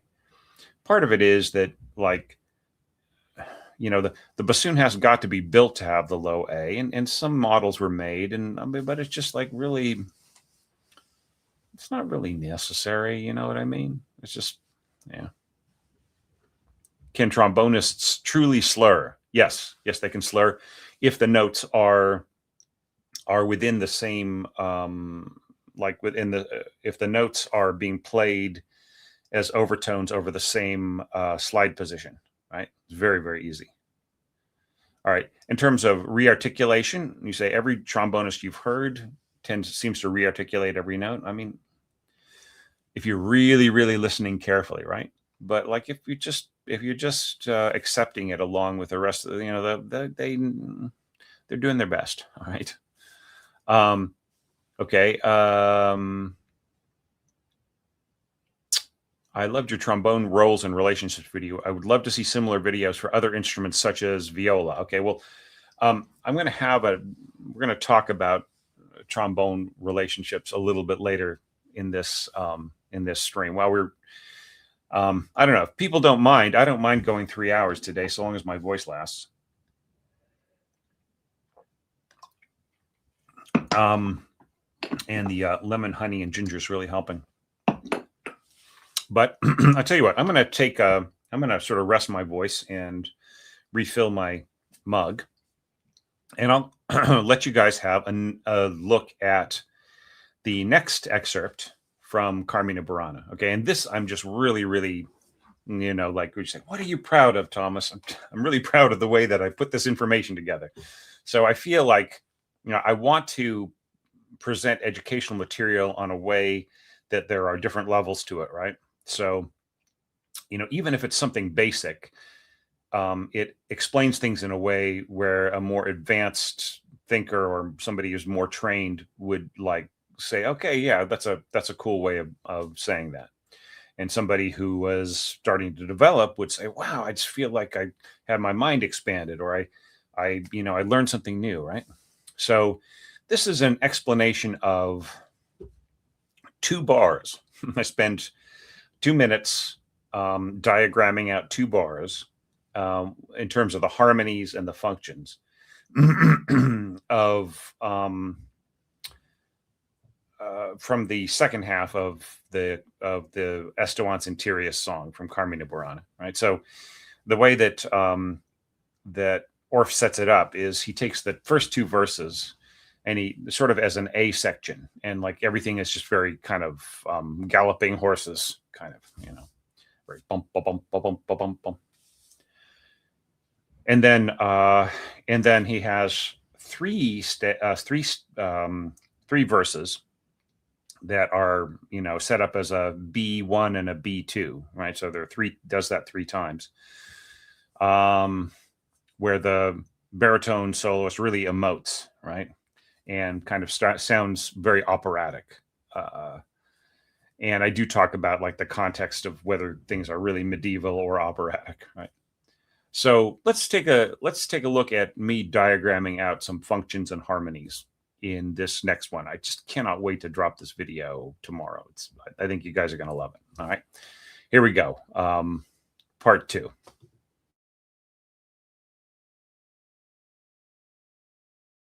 Orff intends a very heavy oompa rhythm here in the first bar, with bassoon family, tuba, and lower strings all oomping along tenuto staccato before the upbeat of the rest of the orchestra.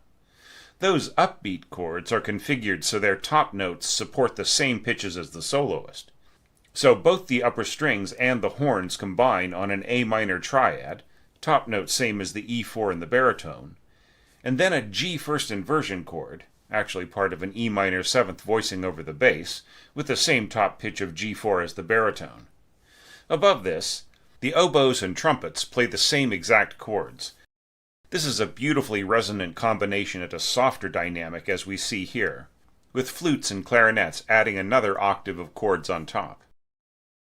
Then in the following bar, over a pedal G octave by our bass instruments, horns and strings maintain their support of the baritone, while the winds and trumpets echo those descending chords in the same positions as the previous bar, flutes and clarinets on top, oboes and trumpets below. With a slightly early anticipation on the first chord, playing around the on-the-beat horn octaves and pizzicato vibrato upper strings on an F second. Here, Orff borrows a rhythmic eccentricity from Mahler, in putting a quarter note right on the beat of 2 and, rather than tying 2 eighth notes across the middle of the bar.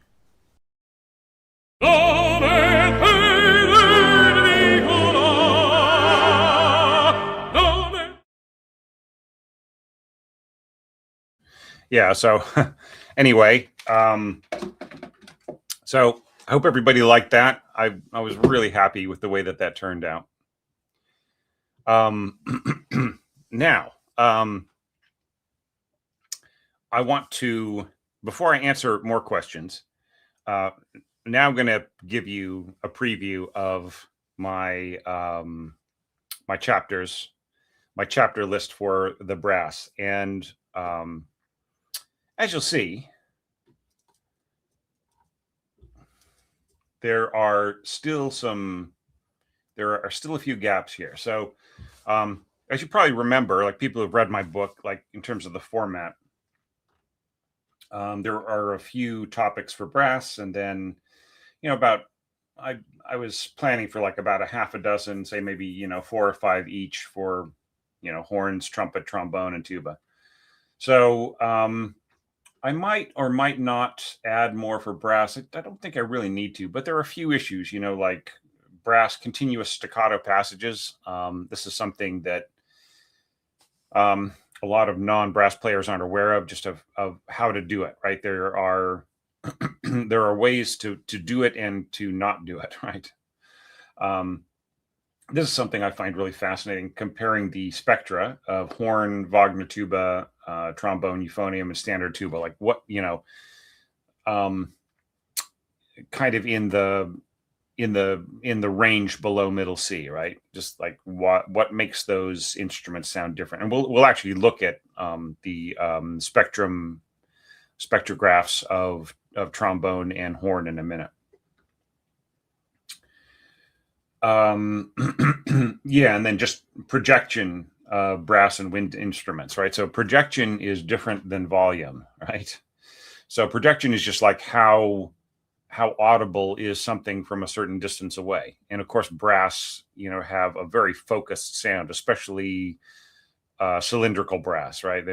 It's one of the great uses of those instruments is across a field, right? Whether it's like, say, at a sporting game, or like or like maybe a battle or something like that. It's very, very easy to hear. But then horns also have projection as well. That is pretty clear. All right, and some of these, like if you see a little asterisk next to the chapter title, then this is something that has either been shared as a video or as a text tip publicly or exclusively on Patreon, and so on. So some of these were just very, very cool to make into videos. I especially like the bass clef do's and don'ts. Some of these are still under development, and some of them have been written, but I haven't shared them yet. I really enjoyed this one about horn bumpers, just because, like, people, the main focus of this chapter about horn bumpers was that you should know enough to not ask for it, right, or to not insist on it, right? It's something that is really, the responsibility of the players rather than you, right? It's the same thing with, like, assigning which percussionist plays which part, right? You can make suggestions, or you can try to work out systems for the players to use, and they might use it and think that your idea is great, and then the next orchestra might just completely jumble everything you did, which is something I actually found with the I'm working with two different orchestras with these Mana Moana arrangements. Like, I worked out everything that I possibly could for the percussion section of the first orchestra, and they did a great job with it. And then I took what they did and I tried to make it into a system, shared that with the next orchestra, and they just completely ignored it. It was great. So just, maybe I was not following my own advice, but yeah. And then here, I'll share a little bit of information, some diagrams about this trumpet versus cornet. Then trumpet pistons versus rotary valves, just like, the piston trumpet versus the rotary valve trumpet, and how it's more than just a different technique. It's really, there's a different sound that one gets from the trumpet. Flugelhorn scoring. Somebody asked for a tip on flugelhorn. I will definitely be writing one. F trumpet reading and scoring, which is something that has really puzzled people, reading Mahler parts and so on, like, what is the range and why do people use it and so on. I'll be talking about that in detail. I just really feel that there's a really solid tip needs to be written about it. And then I've got room for, like, maybe one or two more chapters if there's a really juicy topic you feel that could be added that I haven't approached before. So here's your chance to make a suggestion. Right now, same thing here. Trombone. Right. I actually have, for these tuba and trombone, I do have some other topics that I'm thinking of sharing, but I don't know if they're as strong as maybe your requests. Right. Like, a lot of my tips that I've written have been in response to people's requests of, feeling that, like, this would be that would be something that needs explaining and so on. So trombones, solo and soli, right? We'll be talking about that. A lot of people do not see the potential of solo trombone as being a resource, but then, of course, like, as we can hear in one of the promenades for Ravel's orchestration of pictures at an exhibition, that it can be incredibly effective and beautiful, noble instrument. Right? And then I'll show the diagram of trombone up against horn, just just the similarities and why they work together really well and why they're different. All right, a tuba, character of the low range. I feel it's something that hasn't not really been covered in much detail. That it's like people just think, oh, I want a big fat low note here, but like there's more to it than just low notes, right? There's a certain character of it and the way that it works together.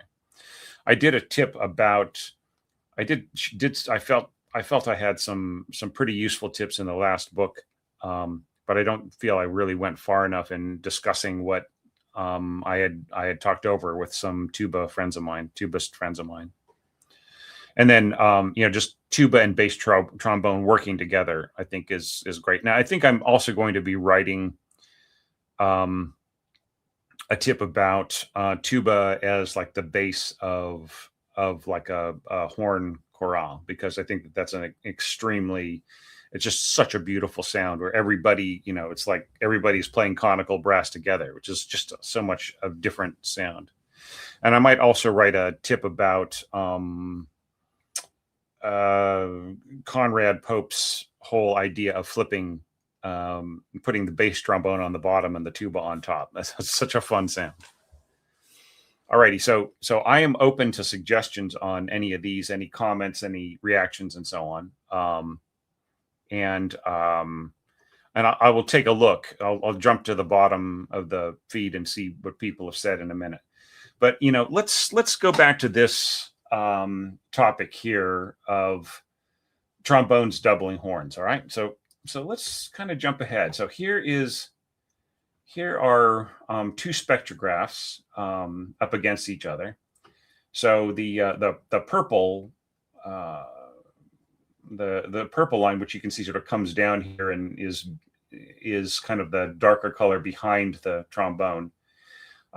That is the horn, right? And if we want to see it all by itself, it looks like this. All right, now this is a characteristic shape for the horn. Okay, just to familiarize people with my my sort of philosophy, I usually call the pitch that is perceived by the listener and the player as the root pitch, right?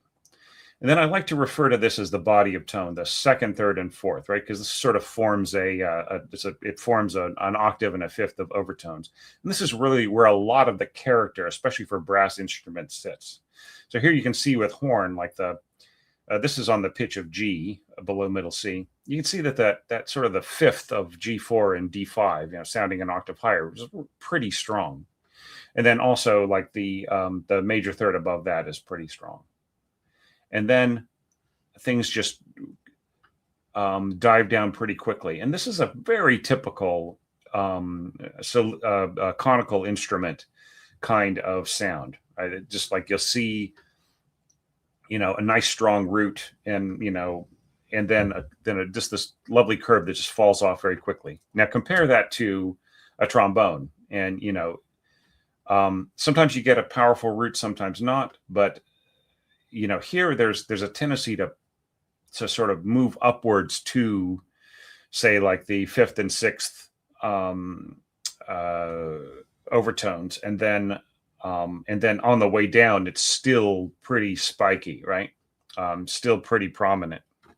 So if we just go back up to the both of them together, you can really see how the trombone and the horn, they share some peaks. So that's why, that below middle C, the trombone and the horn have a similar sound, but they are definitely not the same at all, right?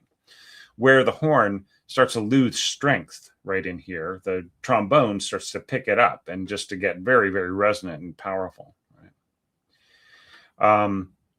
And then, where the horn has this kind of lovely round sound, that's sort of what you're seeing here with the root second and third, right? That we see that the trombone's a little under that, right? So yeah, and then here we've got a very, very strong peak in the trombone and just a much less strength right there. So like there are, of course, like a lot of this is very subjective because different players will bring out different overtones just in the way that they form their embouchure and the voicing inside their mouth and all these other things. And you can get trombonists to sort of really try to fake a horn sound as much as possible. And you can, of course, you can have horns um, uh, that are built in a way that have a much more kind of macho kind of a sound, right? Like especially Kahn has made some models that have an almost trombone like or Wagner tuba like sound. So just being able to look at something like this and kind of compare it visually, like you can just immediately see where where horn is a bit weaker and trombone is definitely stronger, or where certain overtones might actually be a little stronger in the horn, but they're not, they're definitely not as powerful in terms of the overall tone, right? And those are the things that allow you to differentiate it when you're hearing both of the instruments. Well, what does that have to do with anything when you're orchestrating? This particular tip is going to address the whole question of the usefulness of combining trombone and horn together, which is something that is actually, there are a few really great examples in Orff's Carmina Burana, right? But in fact, in the Estuans and Tyrius, you'll see it in tomorrow's video, examples of this, right? So this would be a tip that expands on that a bit and talks about when to do it and maybe why you shouldn't do it that often, right? Because horns and trombones each have a really distinct character, right? When you combine them together, as we can see here, the trombones really take over. So like you can add a little bit of a rounder tone to the trombones, and especially true if they're playing very, very loudly, right? And you can get a beautiful combined color, but you lose the distinctiveness, right? You really don't. You end up with a sound that it's very rich and it's unusual, but it doesn't necessarily have a lot of individuality. Do you know what I'm saying? So yeah, I mean, and that's something that like, that's a problem that we can run into, say, in like brass band scoring, right? When there are a lot of real mixed timbres, a lot of layers, you get that beautiful rich sound, but you don't really hear like you don't hear the distinctiveness of the trombones at the low end and and the cornets at the top, and it just all kind of becomes this big kind of sloshy kind of a thing. So and of course, like this can be like, say, all three trombones and all four horns playing a very penetrating solo together. We already studied that in the Tanz movement of Carmina Burana, where there's this just hell bent for leather passage where all the horns and all the trombones play a massive melody together, right? So this kind of talks about that a little bit. So the full tip will go into much more detail about the way that horns and trombones work together. Alrighty, so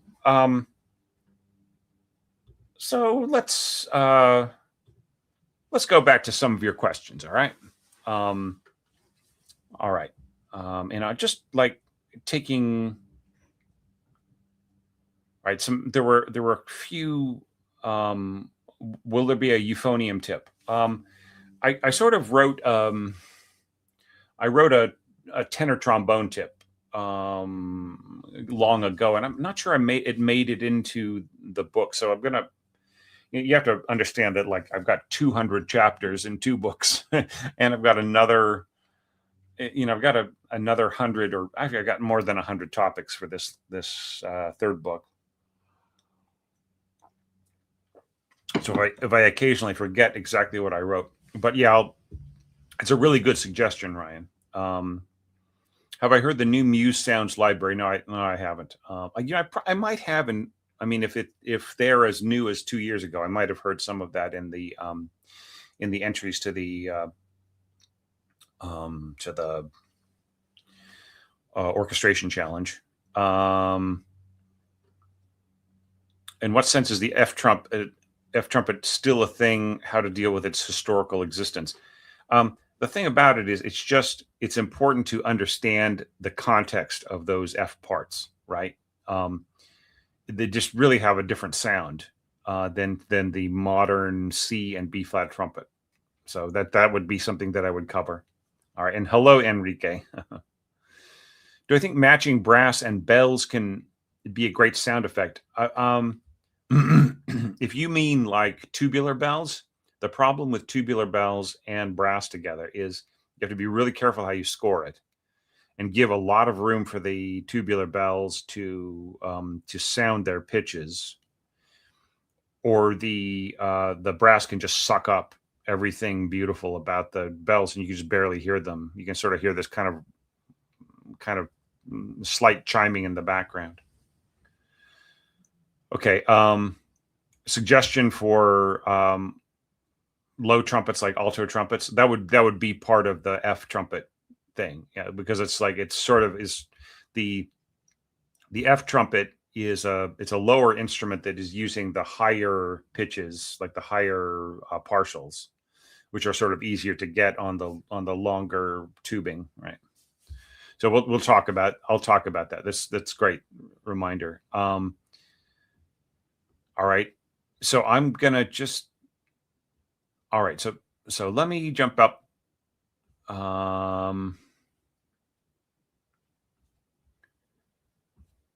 Okay. To oh wow, all right. So all right, here we go. All right, so Emily had a question. I'm playing with an instrumentation where there's a solo violin and no violin section, rest of strings and winds normal. What would you suggest for both the violin standing out of solo or incorporating into the ensemble? I mean, you end up with a lot of dark colors, right? Like especially if you bring up your violas and so on. I mean, I would say, like, I mean, if the violin, yeah, I mean, if it's intended to be a solo, try not to stack too much winds at around the same range of pitches, right? In a situation like this, you'll probably end up using, like, say, clarinets and oboes to sort of fill in for the missing strings, I would imagine. So, so when the violin is doing a passage that is, really intended to be, to be heard for its own sake, try to give it a lot of space around the part, and try not to have a lot of really strong resonant overtones right underneath it, right? Because that can also swallow up the tone above. And incorporating it into the ensemble, you could have it doubling the violas. If the violas are, say, playing a nice sort of soaring melody, just add the violin to it to kind of give it that extra more trebly edge. Or it could be added to, say the flutes are going to be playing like a soaring melody, right? Then it may be in octaves with the violas. So the solo violin could be doubling the flutes, right? And then the violas could be doubling, say, oboes or clarinets an octave lower, right? So that's another example of how you could deal with that. Okay.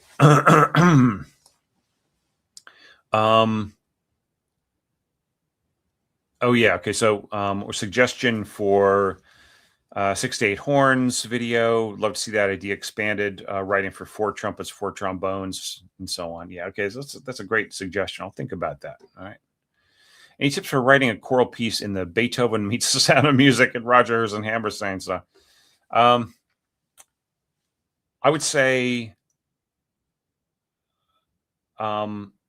you could use Beethoven's character of orchestra and theme and so on and so forth, but don't follow Beethoven's example in terms of scoring his choir, like his choral orchestration, because it's not what we would consider to be all that great today, right? That a lot of times that like there are classic rewrites and compensations and changes and so on that are made in order to make the Beethoven's choral scoring feel a little bit better today, right? It's like that wasn't really his biggest strength.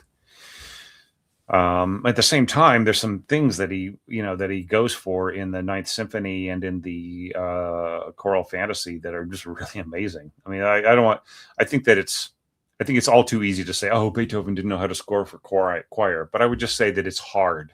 It's like really, it's hard for the choir to do a lot of the things he asked for. So I would say use as a model composers that were more focused or centered around choral scoring for your like the way that things work, okay, and then we have a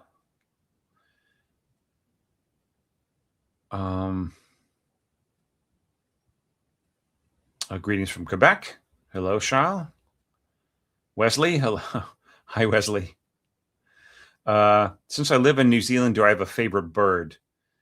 I mean, it's hard. It's like I just feel like they're all my children out there, I mean, and I've scored the songs of so many of them: the Tui and the Kokako and the Saddleback, the Tieke, and of course, the Tuis are so fun, and they have like they're sort of like mockingbirds. They imitate bellbird calls and all the different kinds of calls, and occasionally they'll imitate car horns and other kinds of things, and speech, right? They're like if a Tui has been sort of raised in captivity, say like maybe was rescued having a broken wing or something like that, but then had to be raised and hand fed and so on, then they'll just like learn to kind of talk back to their humans and so on. They're very affectionate, sweet birds. Bellbirds are just, just to hear a forest full of bellbirds chiming in the morning or in the evening, it's just takes my breath away. It's just incredible. And then of course there are like a lot of birds that are not really known for their songs, that are just, they're really cute or really, striking and so on. The Kias they're just full of, I've got an anecdote about Kias. All right. So like with Kias, you're sort of warned, like, don't leave a lot of chewable things around for them to chew, right? Like they'll pull they'll pull the wiper blade off of your car. If you leave your car parked there unattended, there's this one particular place where people park to sort of hang out with the Kias and sort of watch them and so on. But if you go for a hike, and nobody else is there, the Kia might start pulling apart any kind of chewable rubber thing off of your car. So I went out hiking with my wife. It was 25 years ago, and we went up Mount Arthur, and we spent the night under this rock shelter. There's a place where the cliff just like it goes at this angle, sort of this very gentle angle over this one shelter, and it just goes up and up and up for like, I don't know, 50 meters or something. It's amazing. So anyways, they had these little huts under the shelter where you could stay in, and it was nice and cozy in there, and it was very small. It was about the size of a bed, right? And so we got on the cot and we were sleeping and so on after a really long hike, and then in the middle of the night we heard this thump on top of the roof, and then slide, thump, where the bird landed. And then we heard like all this little giggling from the bird, and then they jump up again and go thump, and then slide down the roof and then hit the ground. And they went on for like about 20 minutes. It was funny. They're really fun birds. And then of course, like we have the takahe and the pukeko and so on. And they're fun. And wekas they're kind of like, they look like a duck, but with like they have a beak instead of a bill, and they'll just steal everything, anything brightly colored, whether it's edible or not. So do I have a favorite bird? I can't really say. They're all beautiful and wonderful. Okay, Charles, 13/24 versus 1234. I've already written a tip on that, Charles. So just check out orchestrationonline.com and just, I think Horn Wars. I've got a couple of Horn Wars videos, so that'll be one of them.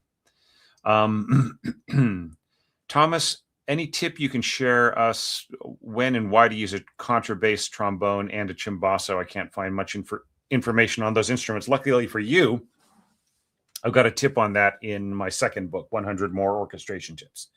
So check that out. What I would say is, if you want a contrabass, trombone, or a cimbasso, it will be because you want a really bright sound under your brass scoring, rather than a round sound. Like the tuba's got this big, huge round sound. And what's great about the tuba is that round sound has all these overtones in it, and it lights up the whole orchestra, right? Whereas the cimbasso will light up specific parts of the orchestra, right? Rather than everything.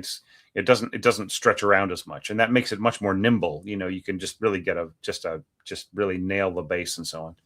But in terms of a contrabass, trombone doesn't have the dexterity of a cimbasso, right? So it's good for having a bright tone from the bottom that's really incredibly emphatic and direct. Any tips for writing for voice in 1800? Okay, I think we covered some of that.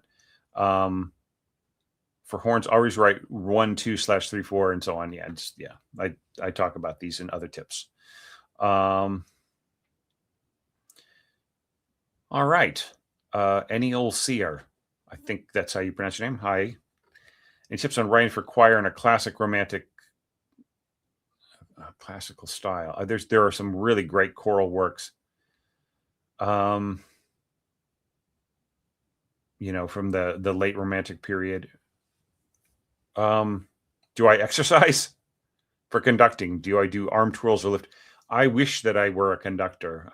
That was one thing, if I had done the whole university thing, I probably would have done that as a sideline, because everything, all of the intellectual skills are the same kinds of things that you use.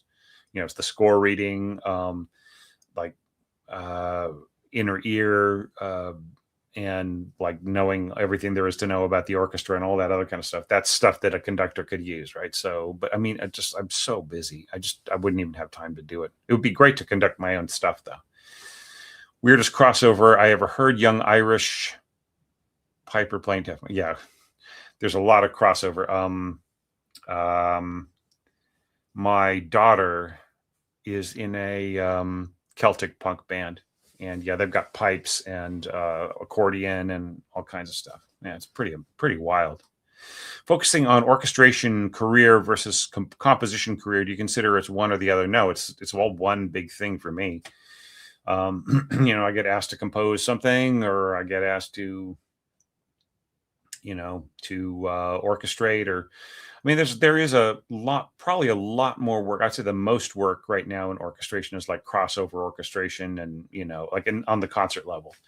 Probably the most work though is film score orchestration, right? That's probably where the most money is. But then you're part of a team and so on. Okay. Oh yeah. So yeah, Brahms's German Requiem, Alto Rhapsody, and also Berlioz had some choral works that are great too. Okay. Emily, there was an answer for Emily from JTD. Very quiet clarinet scored above oboes. English horn can imitate string accompaniment. Yeah, absolutely. Okay. Oh, people are commenting and answering each other's questions. It's fantastic. Looking good, Thomas says. Yeah. Hope to see you. Happy to see you. Yeah, me too. For more Carmina. Yeah, it's going to be fun. People are saying good things. Oh yeah, Verdi Requiem. Yeah. Mahler Second Symphony. Yeah, of course. Thank you for your comments, Jesse, on my Carmina preview.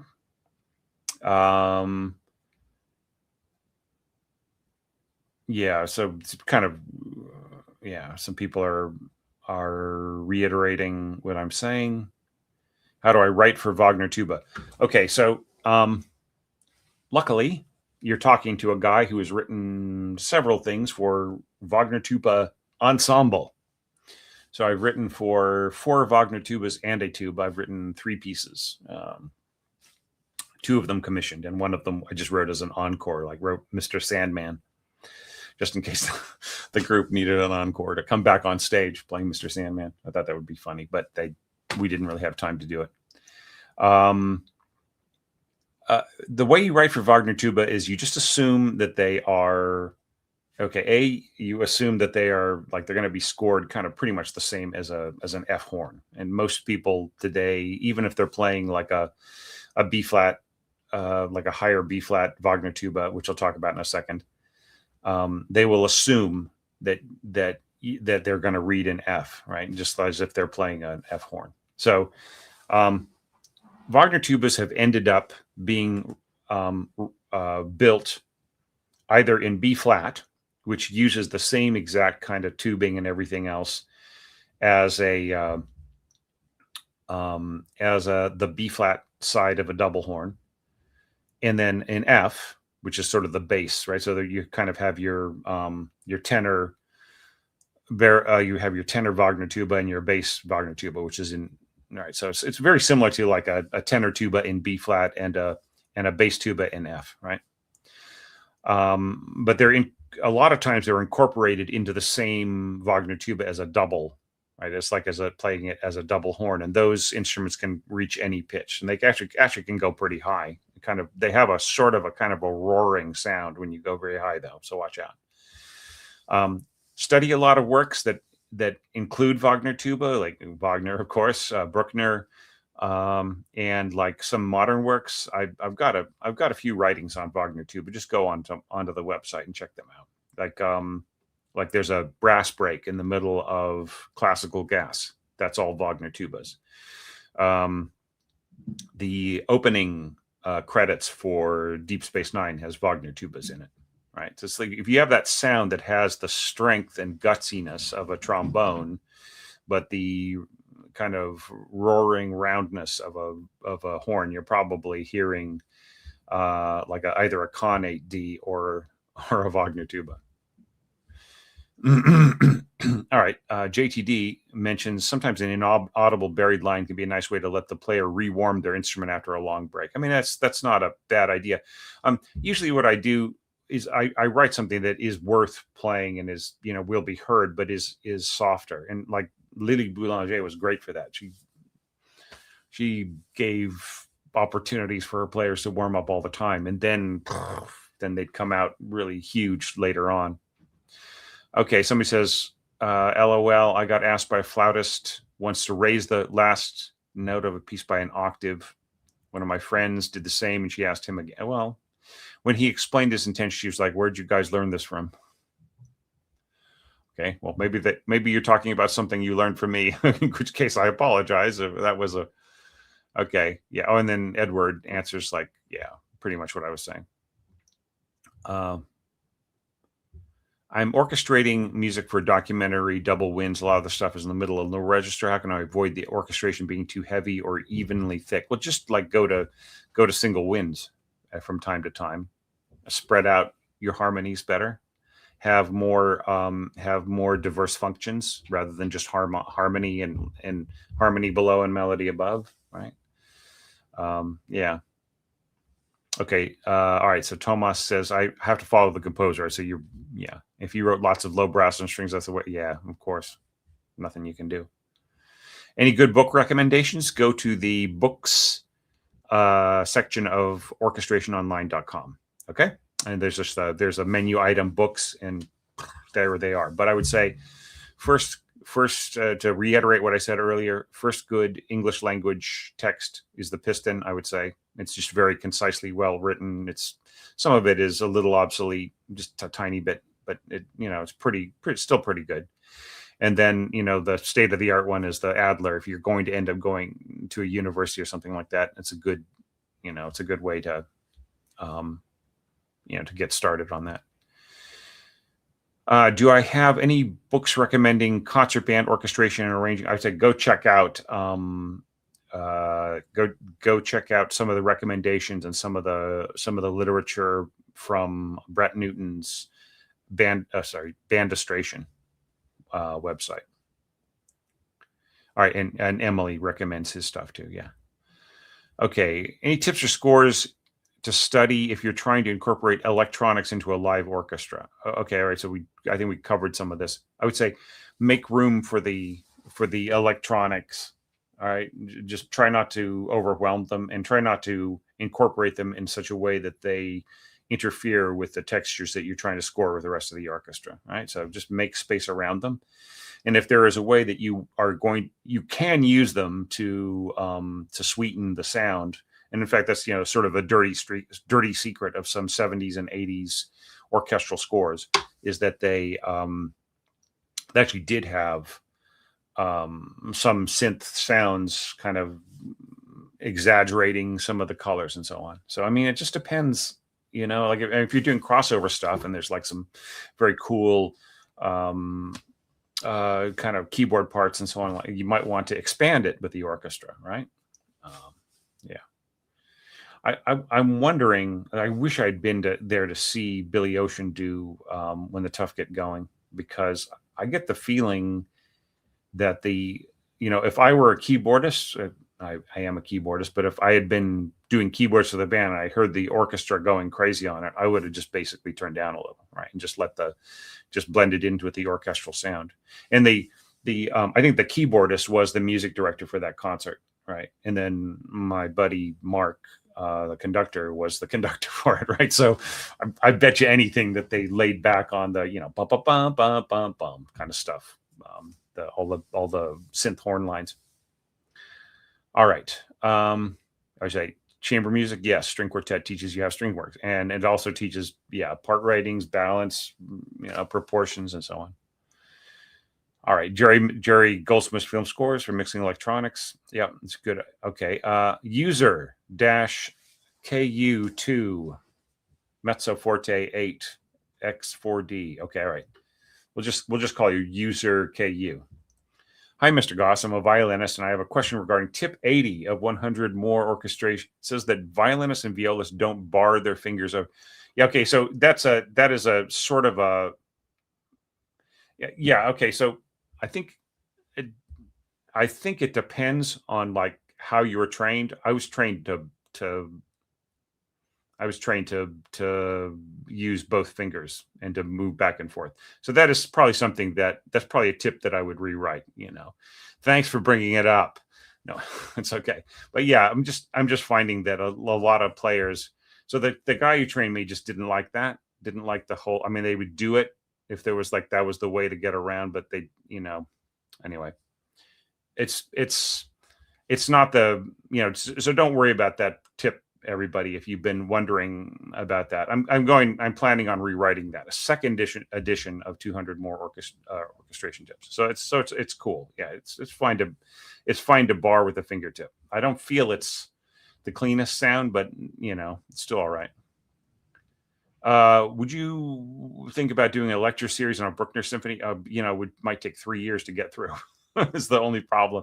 I would consider doing like sections from Bruckner, Mahler, Strauss, and so on, like taking like several pages or a movement or something like that, sort of like I did with the Mahler 5's Adagietto, right?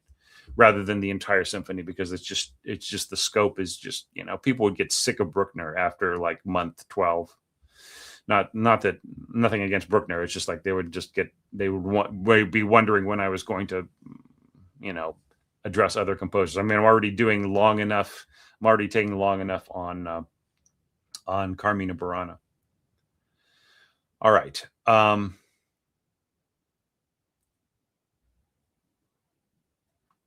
going to need to hear that big piece. Thomas, no performer is fine. Okay. Maybe little bits and pieces. Do I use Sibelius or Dorico now? I think if I do another orchestration challenge, I think I'm gonna maybe learn a little Dorico so I can format people's layouts if I need to or whatever. I mainly use Sibelius, but the thing about it is that the Dorico people were telling me, maybe it's different now, but they were as much as admitting to me that I was better off using Sibelius for my diagrams and layouts and stuff. They just felt it was more flexible, and that Dorico was more really focused on like publishing, and engraving for your final piece and so on and so forth. And I was really tempted to jump ship and work with Dorico, but like knowing that it's and also I just have limited time left in my life. If I can not have to learn a new foreign or a new language, which is essentially Sibelius, Finale, Dorico, they're all like languages, right? Yeah, but I mean maybe Dorico. Okay. All right. Peter. Hi, Peter. Happy New Year to you. Yeah, so people are talking about synths and so on. I love making bright chords with my sections, but I just don't want parallel motion. Would adding counterpoint help with avoiding parallel motion? Yeah, sure, of course. Yeah, just, contrary motion, right? I was once working with sort of collaborating with a composer, orchestrating their works and kind of adding on to them a bit. And, I scored what I felt was just, perfectly ordinary counterpoint, and they didn't take it too well, but that's all right. Yeah, I mean, just whatever you feel sounds right. That's the main thing. Okay, Jesse's back to how to balance electronics in a live setting. I mean, yeah, that's like, what can you do, really? It just, if you can work everything out, and then the bassist just cranks up on the mains, and then that ruins everything, right? So there's only so much you can do. Okay. Ramon says, thank you for everything, Thomas, really, and you're welcome. Thank you for watching my channel. All right. Greg says, I can't stick around live, but I'll definitely watch tomorrow morning. Just wanted to pop in. That's great. That's good enough for me. Got to run, but I'll come back to watch it, says Jesse. Okay, so I will probably stop soon. But let's talk about a couple more things, okay? Okay, question about narrow bore Renaissance trombones. I mean, they're beautiful, and I may be working with a trombonist who does demos who would be interested in demonstrating this, like the Zinke or the, can contrabassoon play safely up to a written G4? Sure. Just I would say take it in steps, right? Just to be on the safe side, and don't go boop boop beep bop bop bop beep bop. That's like going up into the tenor register and jumping back and forth, to the bottom note and so on. I'd say, like, if you're working with a soloist, yeah, maybe, but like, Okay. Oh, bass trombone versus standard trombones. The graph would be interesting. I mean, yeah, sure would. Okay. Alrighty. All right. So now we're getting close to the end of the questions, and I hope that there are still enough people around for this. All right. So let's talk about one last thing. All right. I was gonna sort of show a diagram of cornet versus trumpet, but you know what? We're sort of kind of we're at 2.5 hours now, so I'm just gonna leave this question. I have one kind of concern, and I'm noticing with my writing and my presentation is video and text form and so on for my tips for the third book, is that they're tending to really run long. Like, what would be like one page of layout in my 100 orchestration tips book would be more like 4, 5, 6 pages, right? And I'm just kind of wondering if I'm by writing really long tips like that, whether I'm like losing my audience, or kind of making it harder to read, and B, kind of limiting its use for a quick reference. Do you know what I mean? So I'm still, but then on the other hand, I feel like there's a lot of really beautiful, useful information in some of these tips, where I've gone into like this huge detail about things. So what do you guys think? Would you guys mind a third book that had generally longer tips and chapters and so on? I'd really love to know.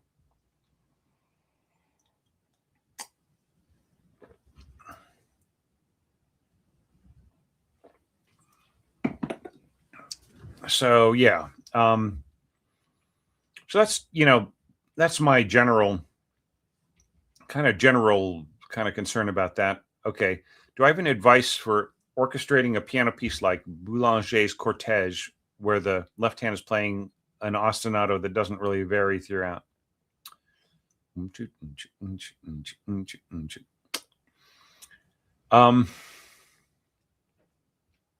I would say just, vary the texture.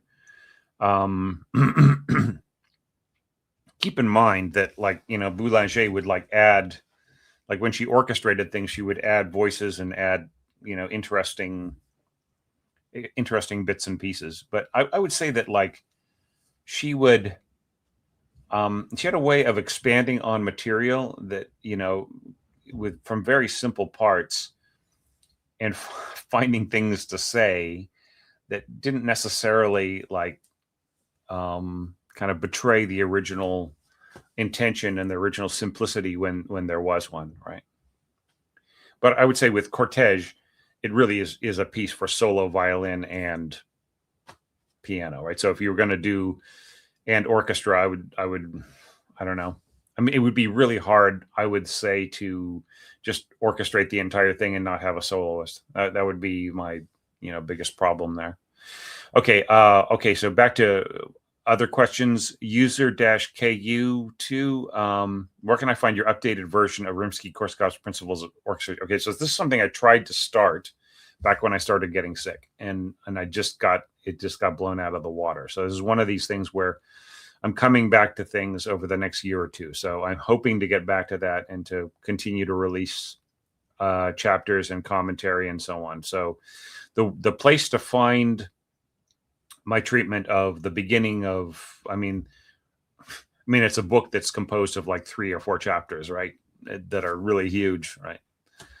Each. So check out, it's on Patreon. I think for basic support, you can read it for the, my beginning of it.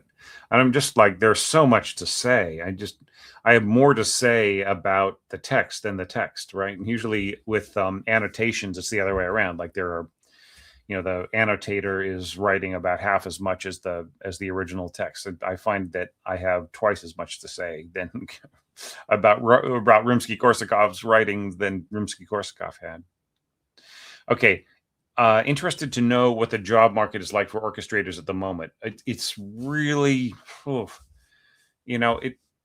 it just really is connections and momentum, like the momentum of the scene that you're in and what is going on and who is, and what, how you are part of that. I mean, I know this is the lamest answer, and I really apologize, Samantha, but it's like something I wouldn't go into saying I'm going to make a career as an orchestrator, right? I would more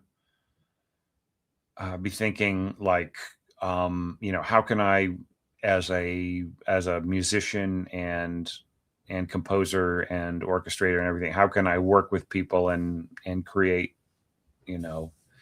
opportunities for myself to do projects and, feed my family and everything else. I don't know. It's just really hard to answer that, Samantha. Because there is no general, there is no one size fits all. It's more like, how do you fit in? How do you make a U-shaped hole in the in the art scene that you're a part of? Yeah. Oh, ICH says, hello, Thomas. I just want to say I appreciate so much the work. I thank you so much. I really appreciate the ups. Thank you. All right. So there's another question from Ray. Have a feeling the high register is chronically underused. The thing about it is that, like, the high register has this really unique quality of timbre. It's kind of ruddy, and almost sounds like somebody with a sore throat a little bit, like maybe like a bass sax or something like that. There's some similarities. They're not the same sound at all, but there's some similarities there. There's kind of that buzzy sound, but a lot of orchestrators have found it to be so inferior to, that's right where the sweet spot of the bassoon, right? So, like, what do you need that for? What do you need to push the contrabassoonist so high for? Just use a bassoon there, right? So that's probably why it's kind of underused. Okay, Emily Hope says had to switch languages from Finale to Dorico. Yeah, it's been a challenge. I just one of the problems with long COVID is it affects that, I mean, like, it doesn't stop you from learning things or but it just slows you down. Do you know what I mean? It's like, it's not like I'm dumber. It's just that I'm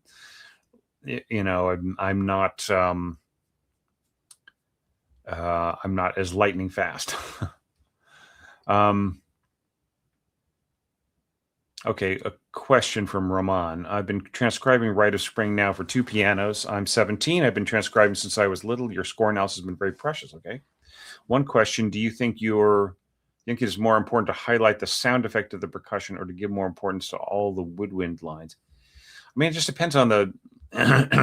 Yeah. Okay. Keep in mind that, like, the piano score to that was intended to be used for rehearsal, right? And the rehearsal was intended to be danced to, right? So it depends on what is your use for it, right? If you are transcribing it just to, like, express the musical ideas, then you have to make the decision as the arranger what is the important part. I mean, I can't say, depending on, like, every page might be different. But I would say if people are going to dance to it, they better feel the rhythm, and that is such an important part of the piece anyways, even without the dancers, right? And I hope that you, like, if you have been checking out my score analysis with you, then all about the choreographic element, right? And the history and so on. So I would say, like, keep that in mind when you're transcribing, because I feel it really it's a key part of it. Okay.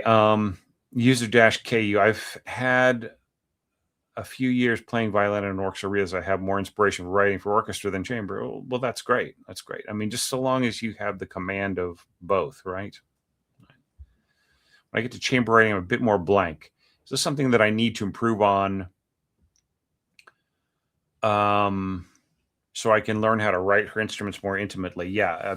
Okay. So I don't know if you know about my MOOC course, but that's all of that is on YouTube publicly. So all the, it's basically understanding, like, the registers, the character, the way that that music is constructed, the roles of the players, and everything else, right? I think that's one way to approach it. Maybe that'll give you more ideas, especially, like, having a really broad range of experience of the different composers. That's what I was trying to offer in my MOOC course. It's like, like, there might be a little Mozart and a little Brahms and a little Ravel and so on. Okay, I'm at the stage now where I'd appreciate a more detailed book. The more info, the better. I would vote for encyclopedia. So long as it's not rambling. Okay. I'll try not to ramble. I don't mind longer writings myself, and I think it makes sense for the third volume to be more in depth. I mean, especially if I'm going to say 100 last orchestration tips. Okay, so maybe what I'll try to do is maybe pyramid structure it a little bit, right? So that, like, it is longer information, but, like, if you're just blasting through it for reference, like, you could get the basics on the first, in the first 100 words or so.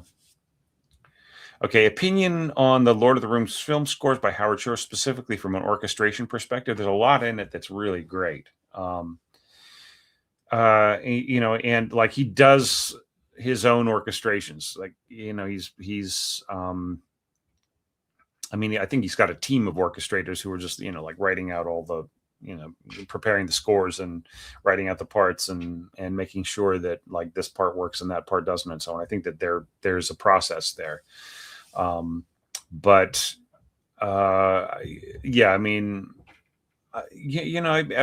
some of it is, I mean, I really love like a lot of the ethereal parts with, the elves and so on. And I think he did a great job with that. And then like a lot of the battle scene stuff I think that he started something that has become a trend now and has been really imitated. So I would say maybe don't imitate that because everybody else has.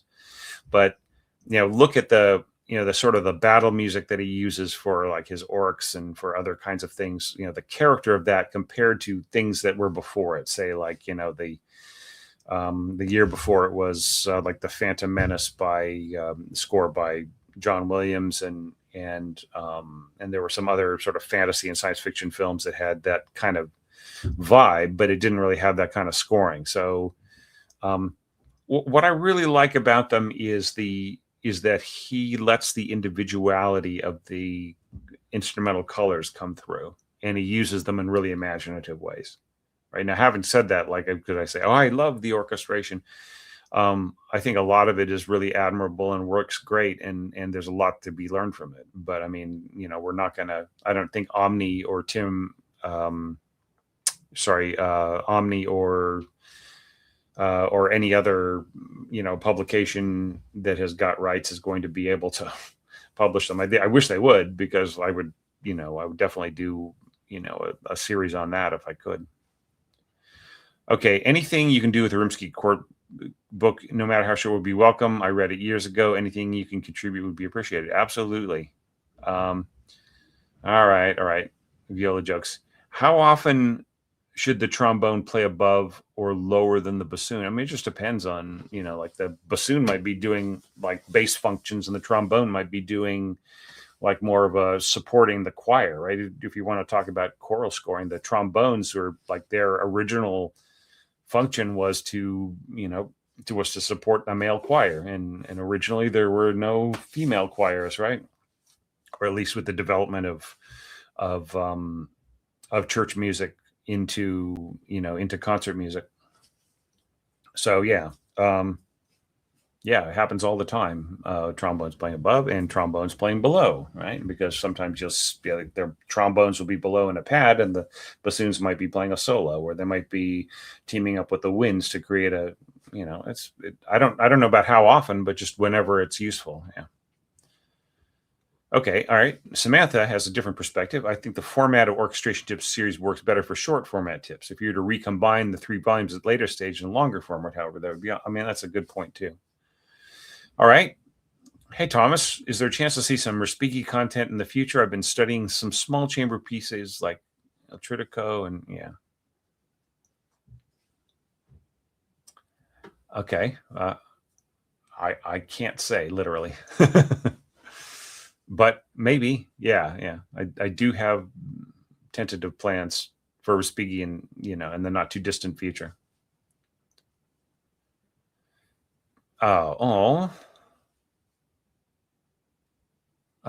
Martine Le, okay, says, we respectfully greet you and sincerely thank you for all the lessons and values you've given us throughout the past year. We wish you a happy and healthy new. Well, thank you, Martin. It's well taken. Hindemith Symphonic Metamorphosis would be an interesting analysis. I think the sections of it, yeah.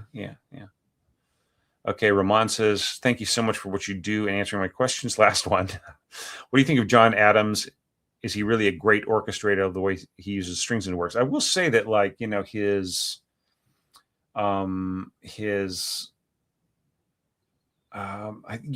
it's just like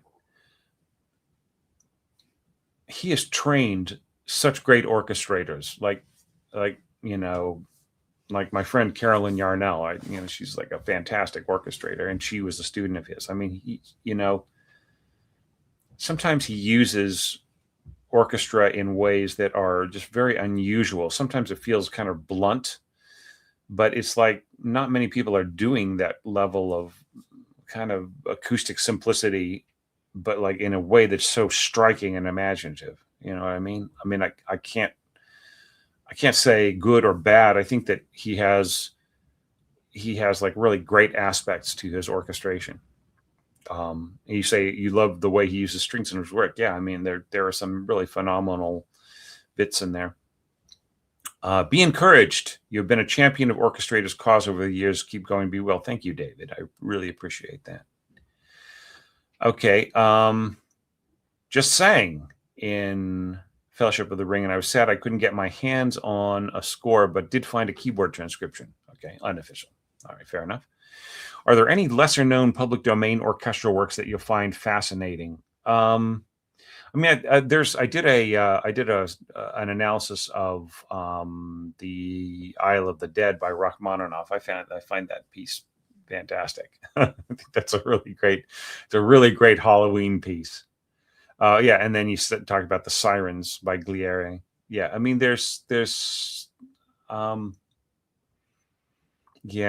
like, okay, Tchaikovsky Suite Number 1, first movement. That's such an incredible piece of music. I mean, that stands alone. He didn't need to write the rest of the suite. He could have just had that as an overture. And I think that, sort of shed from the Marche Militaire, the little cutesy stuff that kind of eventually that material ended up getting used for the Nutcracker and so on, or the approach got used.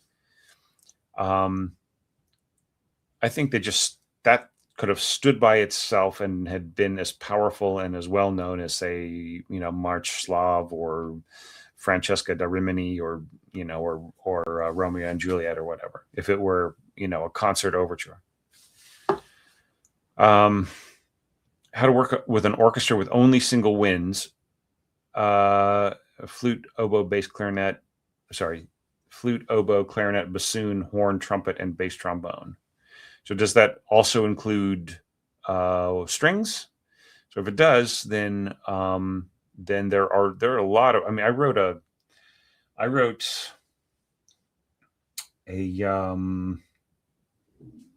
like a kids show that had like a orchestra with 9 parts. It was amazing. It's just like the discipline of getting the most out of it. Okay, you say yes with strings. So I would just say like, there's still a lot you can do in terms of contrast and unity, with the strings. There's a lot that you can do in terms of like forming a core of harmony, like, say, you got your bass trombone, horn, and bassoon and trumpet, they can play sort of mid-range harmonies if needed, and they can also combine to, be more explosive or whatever. At least your brass instruments can. You can have a triple octave horn with trumpet, horn, and bass trombone, right? I would recommend don't push your bass trombone too high because it really has an urgent sound. Like, sort of like if you've ever heard like a guy with a really deep voice shouting, like really shouting is like as loud as they possibly can. That's kind of what it's like to push a bass trombone above middle C, right? So yeah, I would say try to keep it in its, keep it in the bass staff and lower, right? And, don't be afraid to use the horn as a bass instrument. Okay. But don't overdo it. And feel free to team up the horn with the bassoon as well. Right. That's a really, really nice, solid sound.